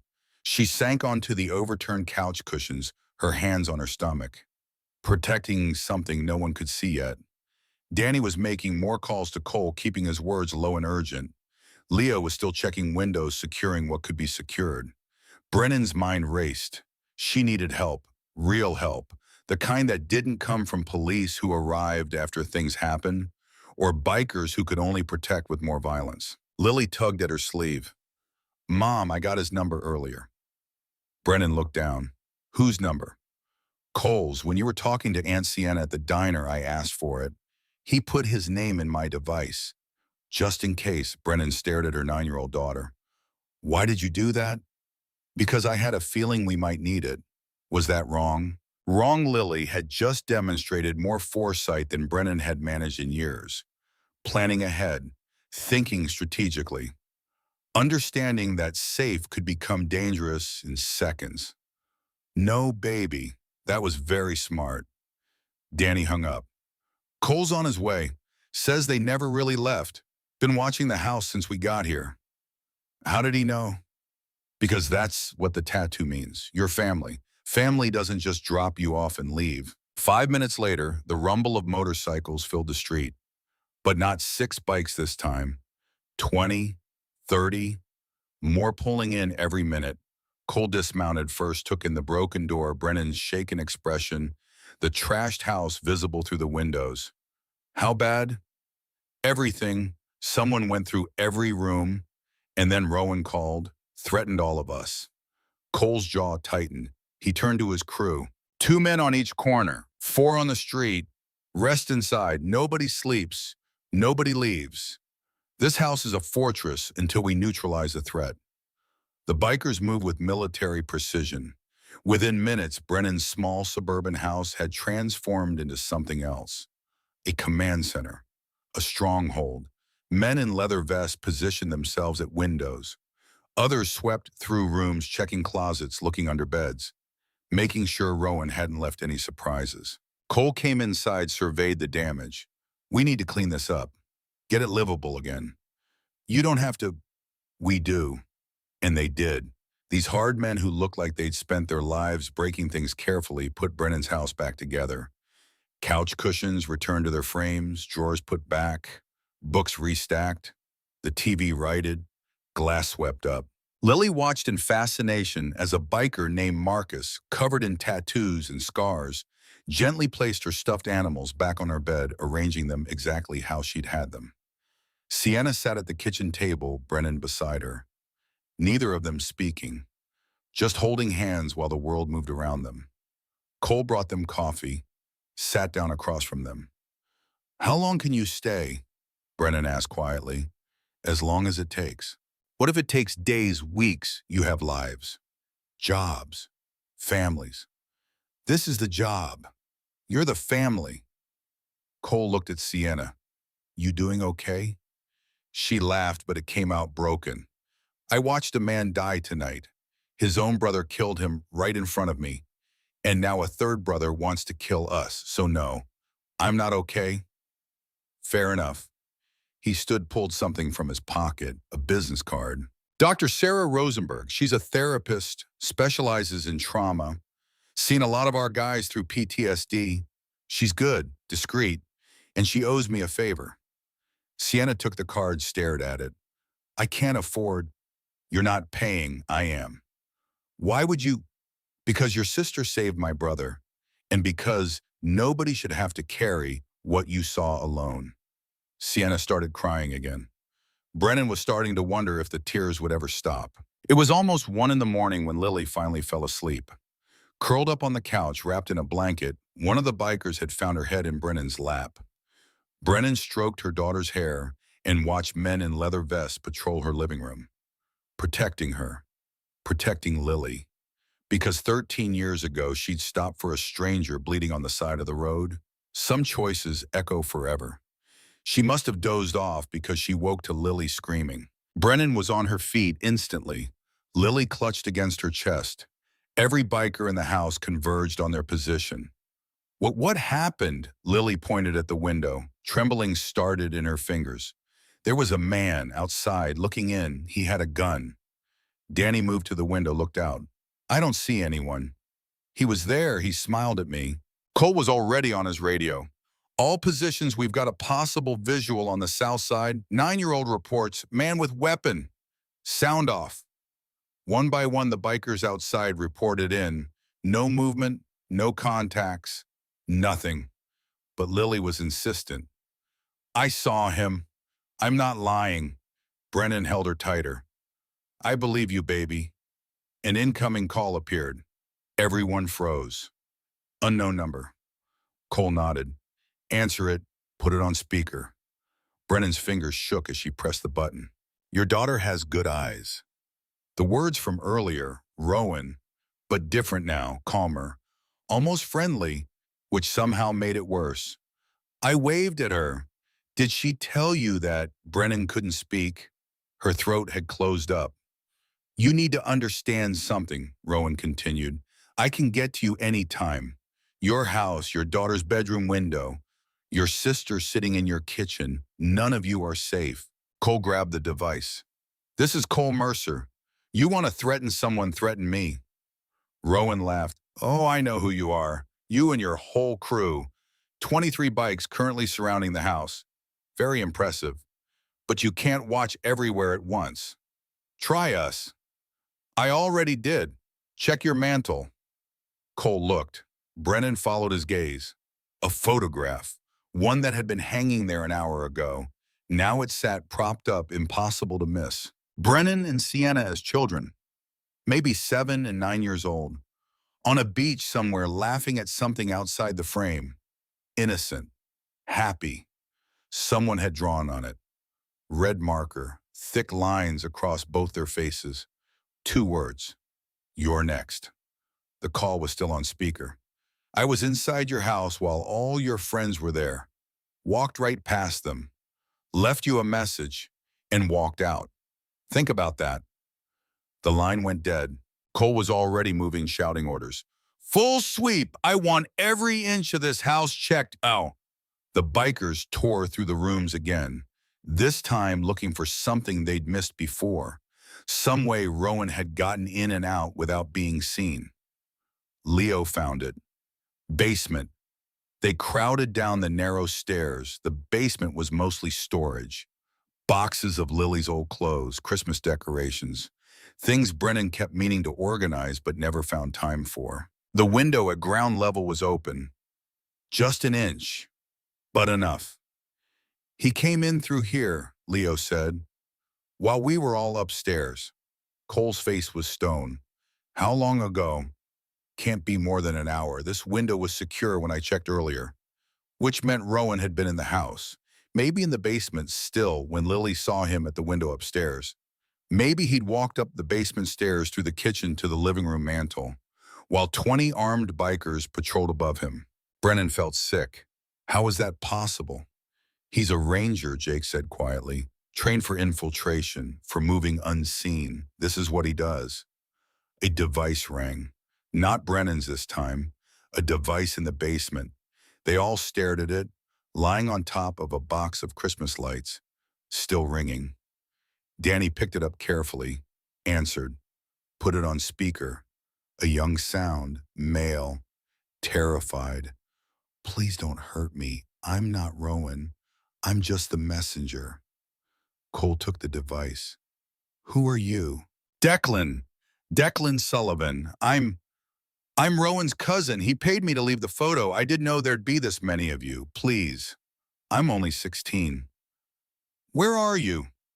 Still in the basement, behind the water heater. I didn't want to come out. I was scared you'd shoot me. They found him, 16 years old, skinny, terrified, hiding behind the ancient water heater in the corner, device clutched in shaking hands. Danny pulled him out. The kid looked like he might throw up. I didn't want to help him, Declan said quickly, but he said if I didn't, he'd tell everyone about something I did. He's been blackmailing me. What did he make you do? Cole asked. Leave the photo, and Declan held up the device. He's calling, right now. Cole nodded. Answer it. Put it on speaker. Declan pressed the button with trembling fingers. Rowan's words filled the basement. You find my little messenger yet? For 3 heartbeats. Nothing. Then, tell them what I told you to tell them, Declan. The kid's response cracked. The meeting's off. He says he's got a better plan. What plan? Cole demanded. Rowan answered directly. The plan where I stop wasting time with you and go after someone who actually matters. Detective Webb, the one who came by tonight, the one who thinks he can protect you. He's next. Brennan's stomach dropped. By the time you figure out where he is, it'll be too late. I'm already there. Already inside. Cole was already trying to dial Webb. And just so we're clear, Rowan continued, Webb's got his daughter home. Emma, 17, home from college for the weekend. She's upstairs doing homework right now. Has no idea I'm in her house. Brennan grabbed the device from Declan. Don't hurt her. She's innocent. She's just a kid. So were my brothers when our father beat them. Life isn't fair, is it? The line went dead. Cole had his device to his ear. Trying Webb's number. It rang once, twice, then went to voicemail. He tried again. Same thing. The line's dead, Cole said. Either Webb's device is off or Rowan destroyed it. Jake finished. Declan was crying now. I didn't know he was going to do this. I swear, he just said leave the photo, that's all. Cole grabbed the kid by his shirt. Where does Webb live? 3247 Cactus Ridge Drive, about 12 miles from here. Big house, 2 stories. Detective lives alone since his divorce, but his daughter's home. Rowan made me scout it this morning. Made me memorize everything. Brennan's mind was racing. Webb had come here to warn them. Had put himself at risk by monitoring their calls, and now he was in danger because of them. We have to help him, she said. We will. Cole turned to his crew. Tommy, Marcus, Jake, with me. Danny, Leo, and 3 others stay here with Brennan and Sienna. Wait. Brennan stepped forward. What if this is what he wants, splitting you up so he can attack here while you're gone? Cole looked at her, really looked at her, seeing not just the woman he protected 13 years ago, but someone who understood strategy, who was thinking ahead.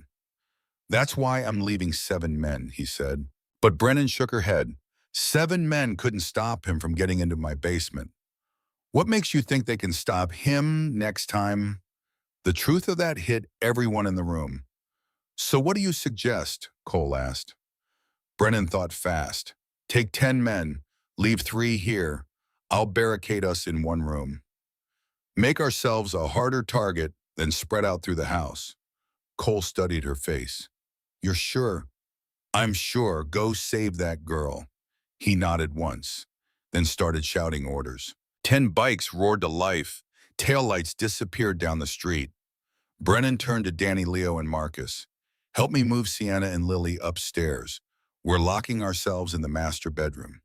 They moved quickly, gathered essentials, water bottles, Brennan's device, a first aid kit because you never knew.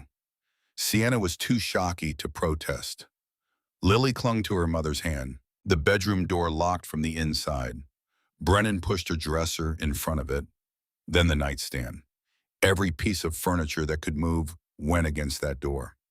Danny, Leo, and Marcus positioned themselves in the hallway outside. Anything comes up those stairs, you shout, Brennan told them. Yes, ma'am.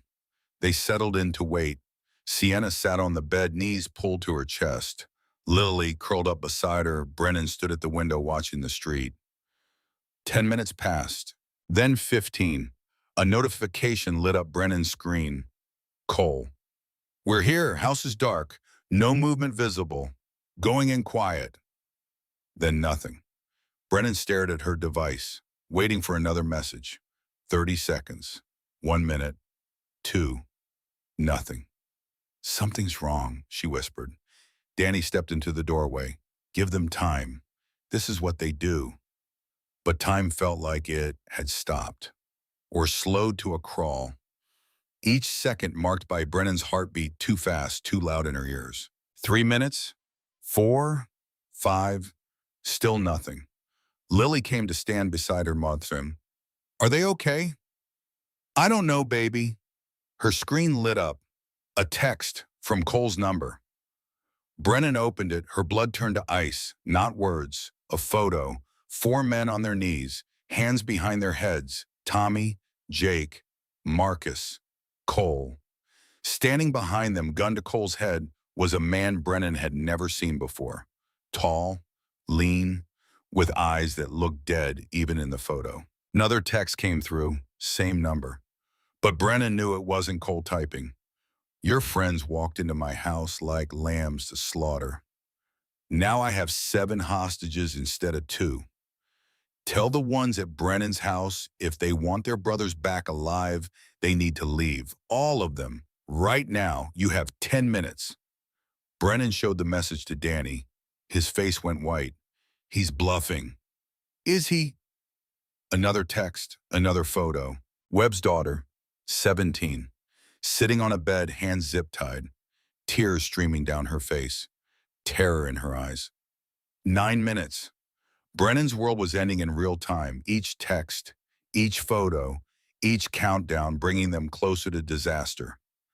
Sienna was at her shoulder now, reading the messages. "What do we do?" she whispered. "I don't know." From the hallway, Danny was making calls, calling for backup, calling for help. But even if reinforcements came, they'd never make it in time. 8 minutes? 7? Lily was crying, quiet tears that said she understood more than a 9-year-old should. "This is all my fault," she whispered. "If I hadn't said anything about the tattoo, none of this would be happening." Brennan dropped to her knees, grabbed her daughter's face. "Listen to me. This is not your fault. None of this is your fault. You hear me?" But Lily was spiraling, the way kids do when they realize adults can't fix everything. When the world reveals itself to be bigger and scarier than they ever imagined. 6 minutes. 5. An incoming call appeared. Not a text this time. She answered. "Put it on speaker." Rowan's words filled the room. "Decision time, Brennan. Your friends leave or I start shooting." Beginning with the detective's daughter, she's 17. Whole life ahead of her. Seems ashamed to waste it. "Please don't hurt her." "Then tell your biker friends to walk, now." Brennan looked at Danny. He shook his head. "If we leave, you're defenseless. If you stay, 6 people die." Danny's response was firm. "If we leave, Rowan kills everyone anyway. He's not going to stop." 4 minutes. 3. Sienna stood up. Her hands went to her stomach, protecting something no one could see yet. "Let me go." Everyone turned to stare at her. "What?" Brennan said. "Let me trade myself for them. I'm the one Garrett wanted. I'm the one who started this. Let me end it." "Sienna, no." But Sienna was already moving. Grabbed Brennan's device before anyone could stop her. Hit redial. Rowan answered on the first ring. "Hello, Sienna." "Let them go. The detective, his daughter, the bikers. Let them all go and I'll come to you. Alone, unarmed. You can do whatever you want to me." For a long moment, nothing but silence. Then quietly, "Why would you do that?" "Because I'm tired. Tired of running. Tired of being scared. Tired of watching good people suffer because of my mistakes." Brennan was trying to grab the device, but Sienna turned away. "Your brothers are dead because of me. So take me. Leave everyone else alone." More silence. Brennan could hear breathing on the other end, ragged, uncertain. "Why would you sacrifice yourself for people you barely know?" "For my family. For people who protected me when they didn't have to." "Yes, I would." The line went quiet for so long, Brennan thought he'd hung up. Then Rowan spoke again. Different now. Softer. Almost confused. "My brothers never would have done that. They never sacrificed anything for anyone. They took. They hurt. They destroyed." Sienna's response was gentle. "Then don't be like them." Another long pause. "What? Don't be like them. Break the cycle. Let these people go." Brennan could hear something in the background. Movement. Shuffling. "And what about my need for revenge?" Rowan asked. "What about justice? Justice isn't revenge." Sienna said quietly. "Justice is knowing when to stop." The line went completely silent. 30 seconds. 40. A minute. Brennan thought he'd hung up. Then Rowan's words came back, thick with something. Emotion. Pain. "I was 12 when Garrett broke my arm." Sienna waited. 14 when Callum held me underwater until I blacked out. 17 when they both beat me so badly I spent 3 weeks in the hospital. Everyone said I fell downstairs. A shaky breath came through the speaker. "I joined the army to get away from them. Spent 5 years in Afghanistan, 4 tours. Came home with PTSD, nightmares, scars. And you know what my brothers did?" They laughed. Said war made me soft. Brennan's heart broke for this stranger who terrorized them. "I'm sorry," Sienna said. "I'm sorry they hurt you. Everyone's sorry. Nobody does anything. I'm doing something now. I'm offering you a choice. Kill me and prove you're just like them. Or let everyone go and prove you're better." The silence stretched. Brennan counted heartbeats. 20, 30, 40. Then Rowan spoke. The detective and his daughter walk out first, then the bikers. But you don't come here, Sienna. You stay where you are. Sienna started to protest, but Rowan cut her off. You stay alive. You raise your baby. You do what my brothers never let you do. You be happy. That's the deal. Why? Sienna whispered. Because someone needs to break the cycle. Might as well be me. Another pause. Tell your biker friends I'm letting them go.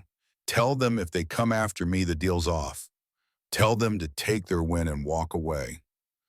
The line died. Nobody moved. Nobody breathed. Then Danny's device chimed. Jake's words came through, shaky but alive. We're out, all of us, detective and his daughter too. Rowan he let us walk. Brennan collapsed into the nearest chair. Her legs had given out completely. The device slipped from her hand, clattered on the hardwood floor. Sienna sank down beside her, both of them shaking. Lily wrapped her arms around both women, this small 9-year-old trying to hold together two adults who were falling apart. He let them go, Sienna whispered. He actually let them go. But the relief was short-lived, because Danny's device chimed again. Different number. Dispatch. He answered, listened, his face going pale. That was Phoenix PD. Shooting reported at the Quick Mart on Highway 87. One person down. Male, late teens. Suspect matching Rowan Sullivan's description fled the scene. Brennan's stomach dropped. Who? Danny looked at the floor. They don't have ID yet, but he looked toward the basement where they'd left Declan. Where's the kid? They ran downstairs. The basement was empty. The window still open. Declan was gone. Leo checked his device. Quick Mart is 2 miles from here, 10 minutes on foot. Brennan understood before anyone said it. Rowan had let the hostages go, had made his choice to break the cycle, and then he'd killed his own cousin for betraying the family. The message was clear. Rowan was cleaning house, eliminating anyone who'd helped them, anyone who'd seen too much.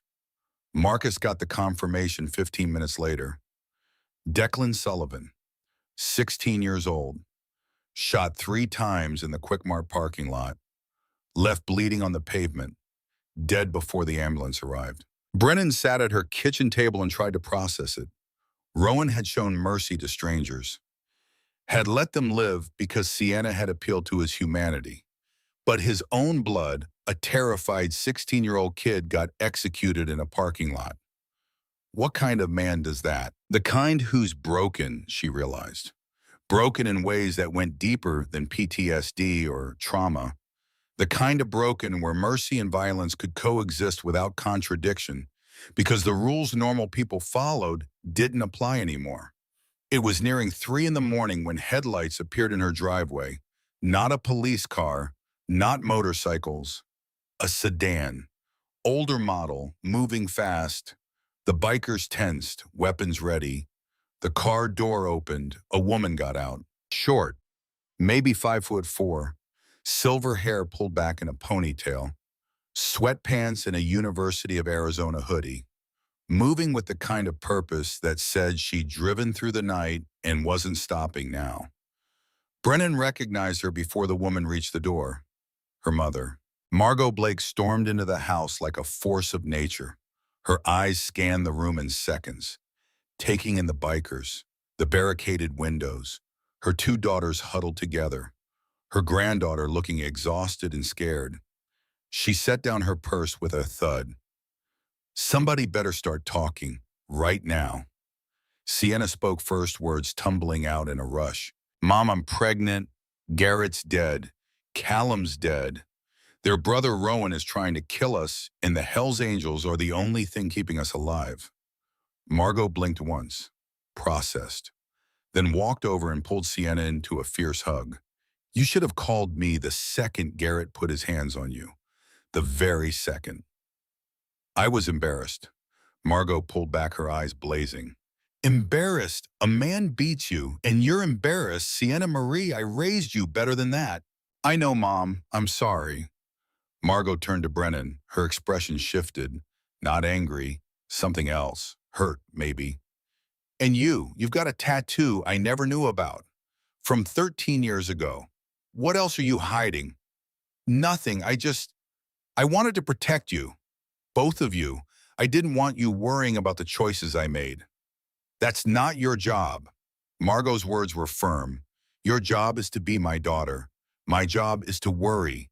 That's how this works. She looked at Cole standing near the window, studying him with the same clinical eyes she'd used in 40 years of emergency room nursing.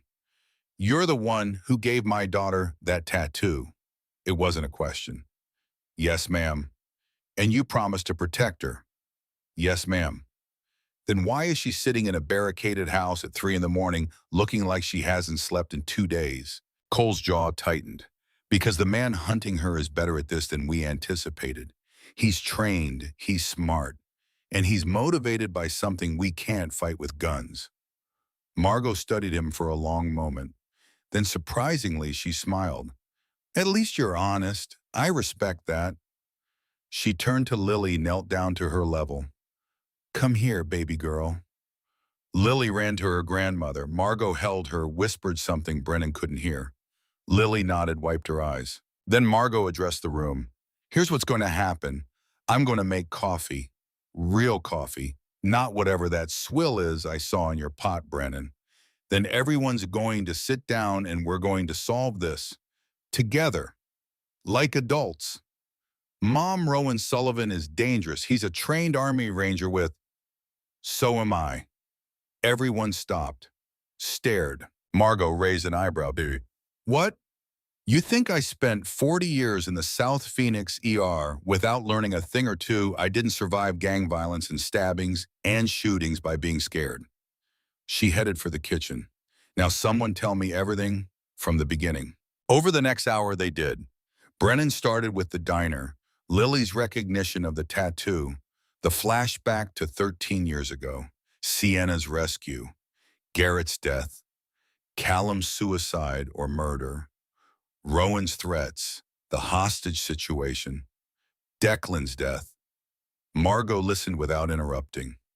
Her face remained neutral, processing information the way she'd learned to do when patients came in bleeding and time mattered. When they finished, she was quiet for a moment.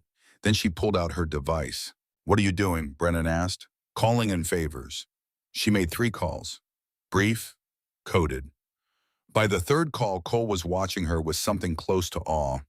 When she hung up, Brennan asked, who did you just call? People who owe me. People who understand that when you mess with one Blake woman, you mess with all of us. The doorbell rang 15 minutes later. Danny checked, relaxed slightly. It's a woman, alone, medical bag. Margot smiled. That'll be Dr. Rosenberg. A woman in her 50s entered, took in the scene without flinching. Like this was normal. Like showing up at a house surrounded by bikers in the pre-dawn hours happened every day. Margaret called, she said simply. Said someone needed a checkup. Margot gestured to Sienna. My daughter, pregnant, 12 weeks, been through significant trauma tonight. Make sure she and the baby are okay. Dr. Rosenberg set up in the living room, pulled out a portable ultrasound, asked Sienna gentle questions while she worked. Brennan watched in amazement. Mom, how do you know her? I've known Sarah Rosenberg for 20 years. We worked ER together. She saved my life once during a gang shooting. I returned the favor when her son had appendicitis and she couldn't afford the surgery. That's what community looks like. 2 more people arrived as the first gray light touched the horizon. A lawyer named Patricia who immediately started making calls about restraining orders and protective custody, and a man named Father Dominic Hayes, an Irish priest with tattooed forearms and the hard eyes of someone who'd seen darkness and chosen light anyway. Father Hayes used to run with the Irish mob, Margot explained. Got out, found God. Now he works with veterans transitioning back to civilian life.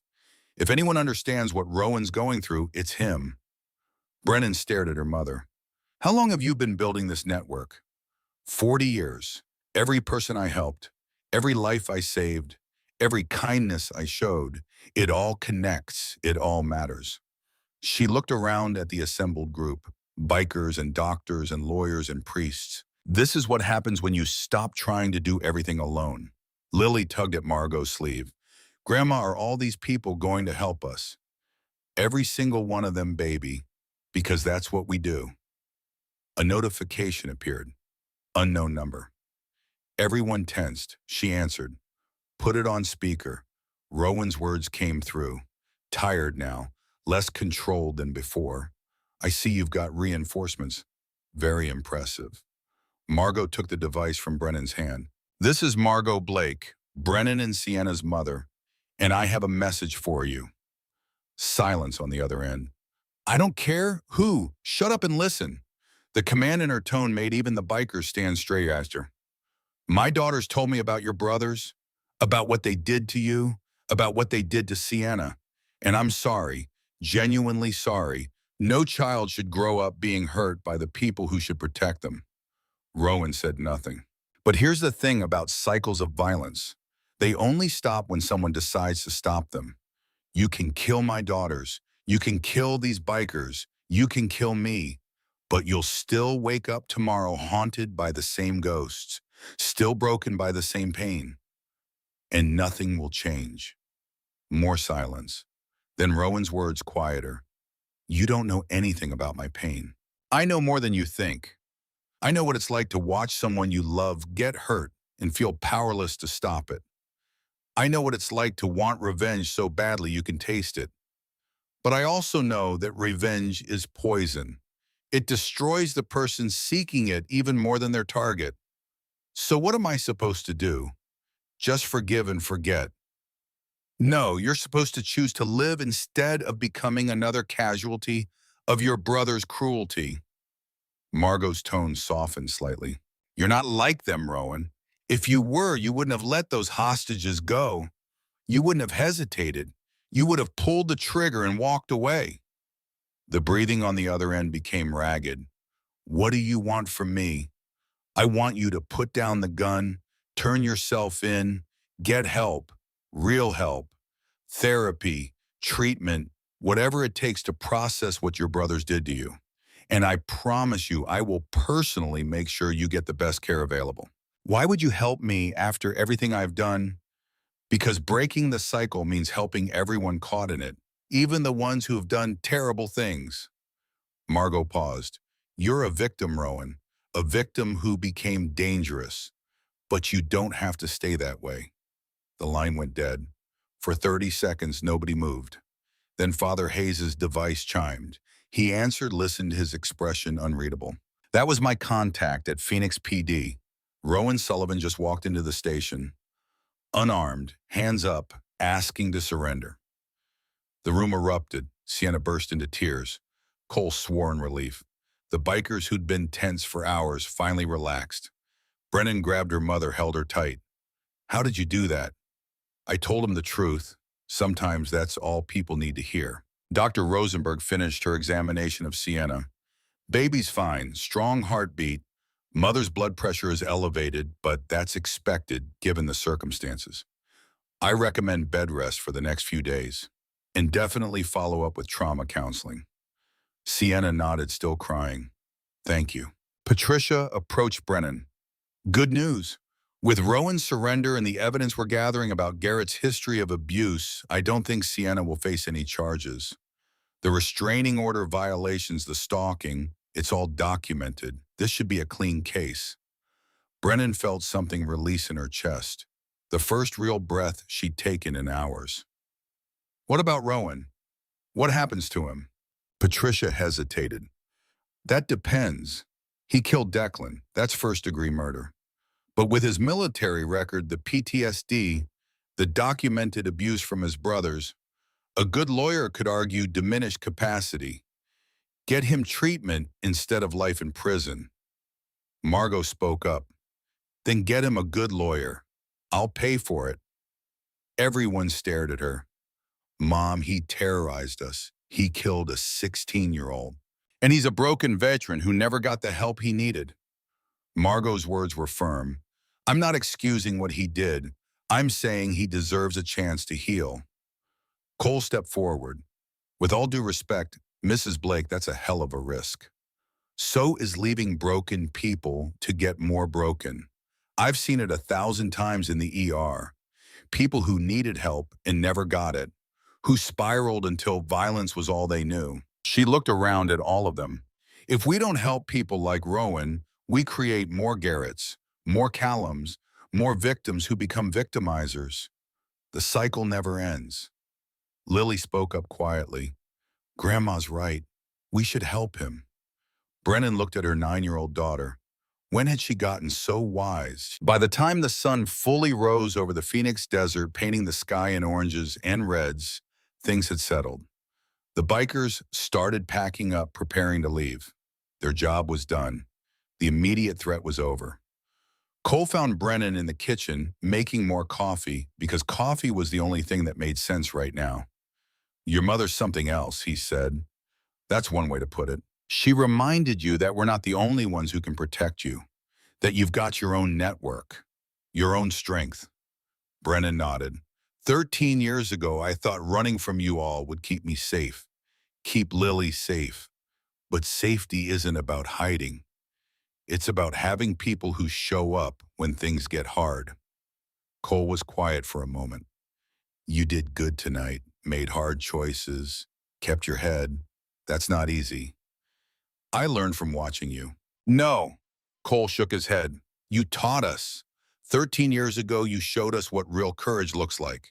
Standing between guns and a stranger. Tonight you showed us again. Standing between your daughter and the world. He pulled something from his pocket. A card. My number. The real one, not Lily's programmed version. You need anything, anything at all, you call. The tattoo still means what it meant. You're still family. Brennan took the card. Thank you for everything. We're even now. You saved my brother. I helped save your sister. The debt's paid. Is it though? Brennan looked at him. Because it feels like we're all connected now in ways we can't undo. Cole smiled. Maybe that's not a bad thing. 6 months passed. A text appeared in February from Sienna. It's time. Brennan grabbed Lily, called her mother, and drove to the hospital. The same hospital where she worked, but a different floor. Different purpose. Sienna had gone into labor at 3 in the morning. 12 hours later, at 3:47 p.m. on a Tuesday afternoon, Hope Margot Hartwell was born. 7 pounds, 3 ounces. Perfect. Brennan stood in the delivery room holding her sister's hand while Sienna held her daughter for the first time. She's beautiful, Sienna whispered through tears. Margot was there too, her eyes wet. Dr. Rosenberg, who'd become a family friend over the past months, had attended the delivery. Lily stood on tiptoes trying to see over the hospital bed. Can I hold her? Sienna smiled. In a minute, sweetie. She looked at Brennan. She'll never know her father. Is that terrible? Brennan's words were firm.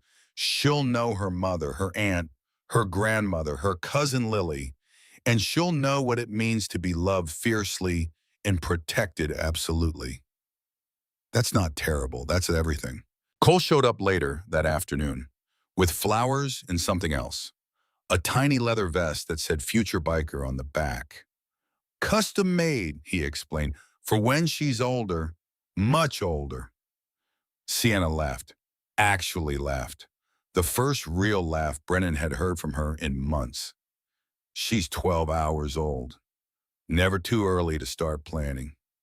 He held Hope carefully, this huge man with scarred knuckles cradling a newborn like she was made of glass. Lily watched fascinated. She's so small. You were this small once, Brennan told her. Really, Wong? Really, and Aunt Sienna held you just like this and promised to always protect you. Lily looked at Sienna. Did you mean it? Every word then and now. There was a knock at the door. Father Hayes entered, looking uncomfortable in a hospital, but determined. I heard there was a baby. Wanted to offer my congratulations. He handed Sienna an envelope. From Rowan, he asked me to deliver it. Sienna's hand shook as she opened it. Inside was a letter, handwritten, several pages. She read it silently, tears streaming down her face. When she finished, she looked up at Brennan. He says he's sorry for everything. He's been in treatment for 6 months. Says it's the hardest thing he's ever done, harder than war. He says he's learning to process what happened to him as a child, learning that he didn't deserve what his brothers did, that no one does.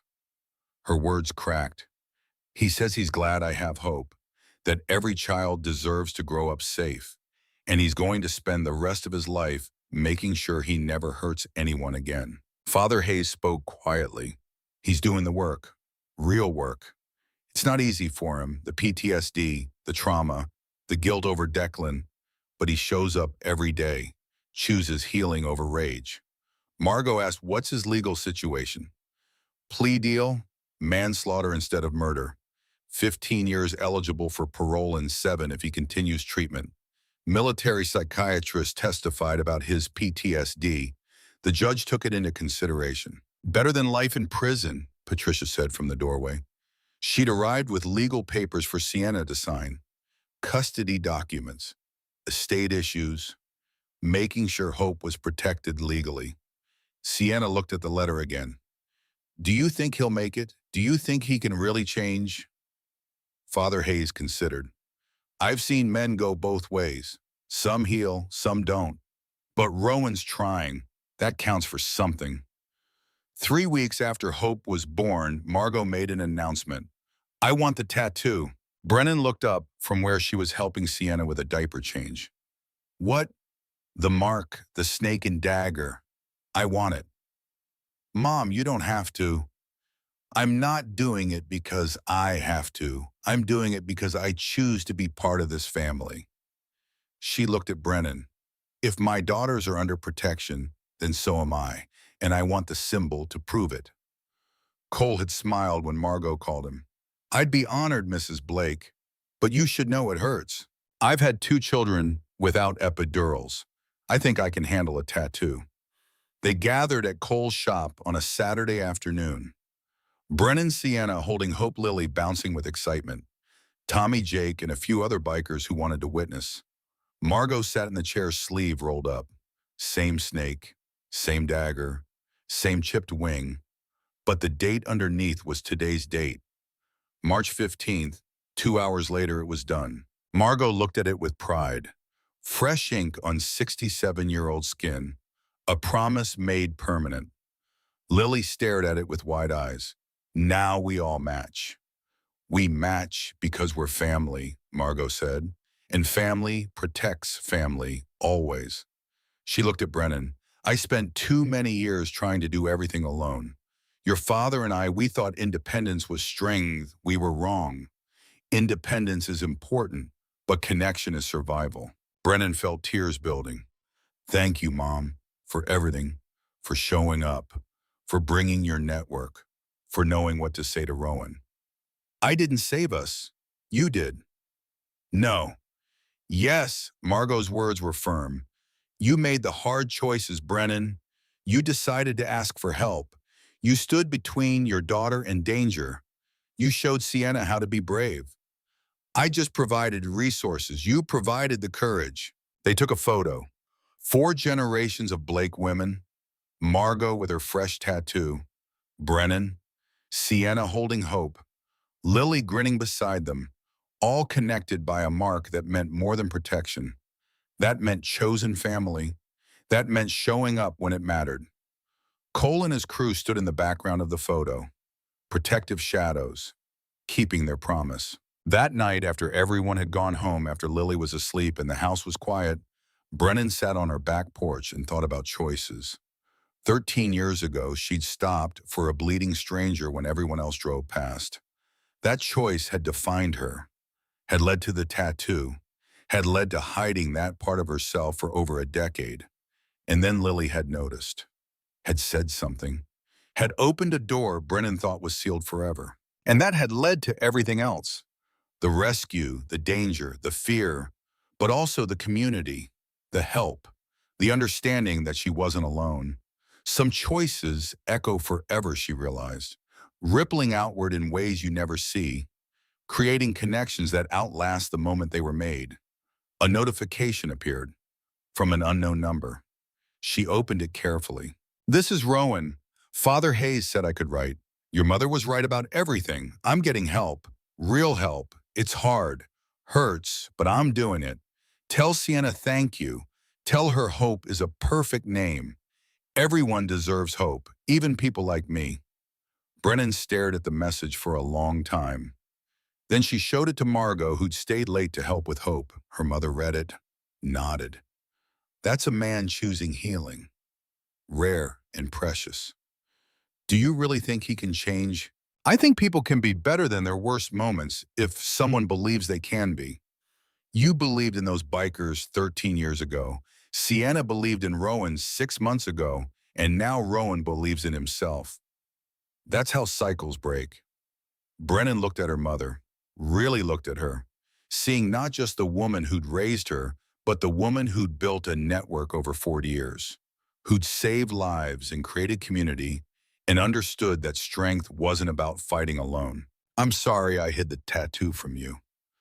I understand why you did. You were young, scared, wanted to protect everyone. Margot smiled. But you're not young anymore. And you don't have to protect everyone alone. That's what the tattoo means. That's what family means. A month later, Lily came home from school with a project. We have to write about heroes, she announced. Real people we know who are brave. Brennan expected her to write about a teacher, or Margot, or maybe one of the bikers who'd protected them. But Lily wrote about her mother. My mom is a hero because she stops when other people drive past. 13 years ago, she saw someone who needed help, and she helped them even though it was dangerous. And 6 months ago, when bad things were happening, she didn't run away. She made hard choices to keep our family safe. She taught me that being brave doesn't mean not being scared. It means doing the right thing even when you are scared. That's what heroes do. Brennan cried when she read it, held her daughter close. You're the brave one, baby. You recognize that tattoo. You got Cole's number. You thought ahead when I couldn't. I learned it from watching you. On a warm April evening, they gathered at Brennan's house. All of them. Margot and Sienna and Hope, Cole and Tommy and Jake, Dr. Rosenberg and Patricia and Father Hayes. The network that had formed around crisis and solidified into something permanent. Lily sat on the floor, Hope on a blanket beside her. She sang softly, an improvised lullaby about dragons and motorcycles and women who were stronger than they looked. Brennan watched her daughter and her niece and thought about what they'd teach each other, about courage and kindness and the importance of showing up. Cole approached beer in hand. Your kid's something special. She is. She's going to do great things. She already has. They stood in comfortable silence watching the gathering. Bikers and doctors and lawyers and priests, all connected by a series of choices made in diners and on highways and in hospital rooms. You know what that tattoo really means, Cole asked. Tell me. It means some debts can't be repaid. Only honored. You honored a stranger 13 years ago. That stranger became family. That family helped you honor your sister. And together we honored a broken veteran's humanity. He looked at her. That's what real angels do. They show up when it's easier to drive past. Brennan thought about that, about all the times she could have driven past, could have looked away, could have chosen safety over involvement. But she hadn't, and neither had the people around her now. I used to think the tattoo was about protection, she said quietly, about having dangerous people on my side. Now I think it's about connection, about understanding that we're all part of something bigger than ourselves. Cole raised his beer. To connection. Brennan clinked her glass against his. To family. All kinds. As the sun set over the Phoenix desert, painting the sky in oranges and reds, Brennan looked around at the people in her home. The mother who'd driven through the night. The sister who'd offered her life for strangers. The daughter who'd seen a tattoo and changed everything. The bikers who'd kept their promise. The doctors and lawyers and priests who'd shown up because someone had shown up for them once. This was what safety looked like. Not walls or weapons or running away, but people, community, chosen family willing to stand together when darkness came. Lily finished her lullaby. Hope had fallen asleep, tiny fingers curled into fists. Sienna lifted her daughter, carefully held her close. "What are you thinking about?" Margot asked, appearing beside Brennan. "About choices, about how one decision can echo for years. About how 13 years ago I stopped for a stranger's and it led to all of this." Margot smiled. "The best choices usually do. They connect us in ways we never expect." "Do you regretted any of it?" Brennan thought about the fear, the danger, the nights she couldn't sleep, the terror of almost losing Sienna, the horror of watching Lily realize the world was scarier than she'd known. But she also thought about this gathering, this family, this understanding that she wasn't alone. "No," she said finally, "I don't regret it because it brought us here. Then it was worth it." Later that night, after everyone had gone home, after Lily was asleep and the house was quiet, Brennan stood in front of her bathroom mirror. She pulled off her shirt, looked at her left shoulder. The tattoo stared back at her, the snake with the scarred eye, the dagger with the chipped wing. The date underneath that marked the day she'd chosen involvement over safety. For 13 years she'd hidden it, covered it, pretended it didn't exist.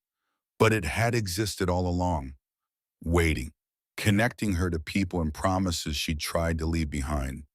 She traced it with one finger, following the coils of the snake, the blade of the dagger. This mark had saved her sister's life, had protected her daughter, had brought her mother back into her world, had taught her that real strength came from community, not isolation. Some marks, she realized, aren't meant to be hidden. They're meant to be honored.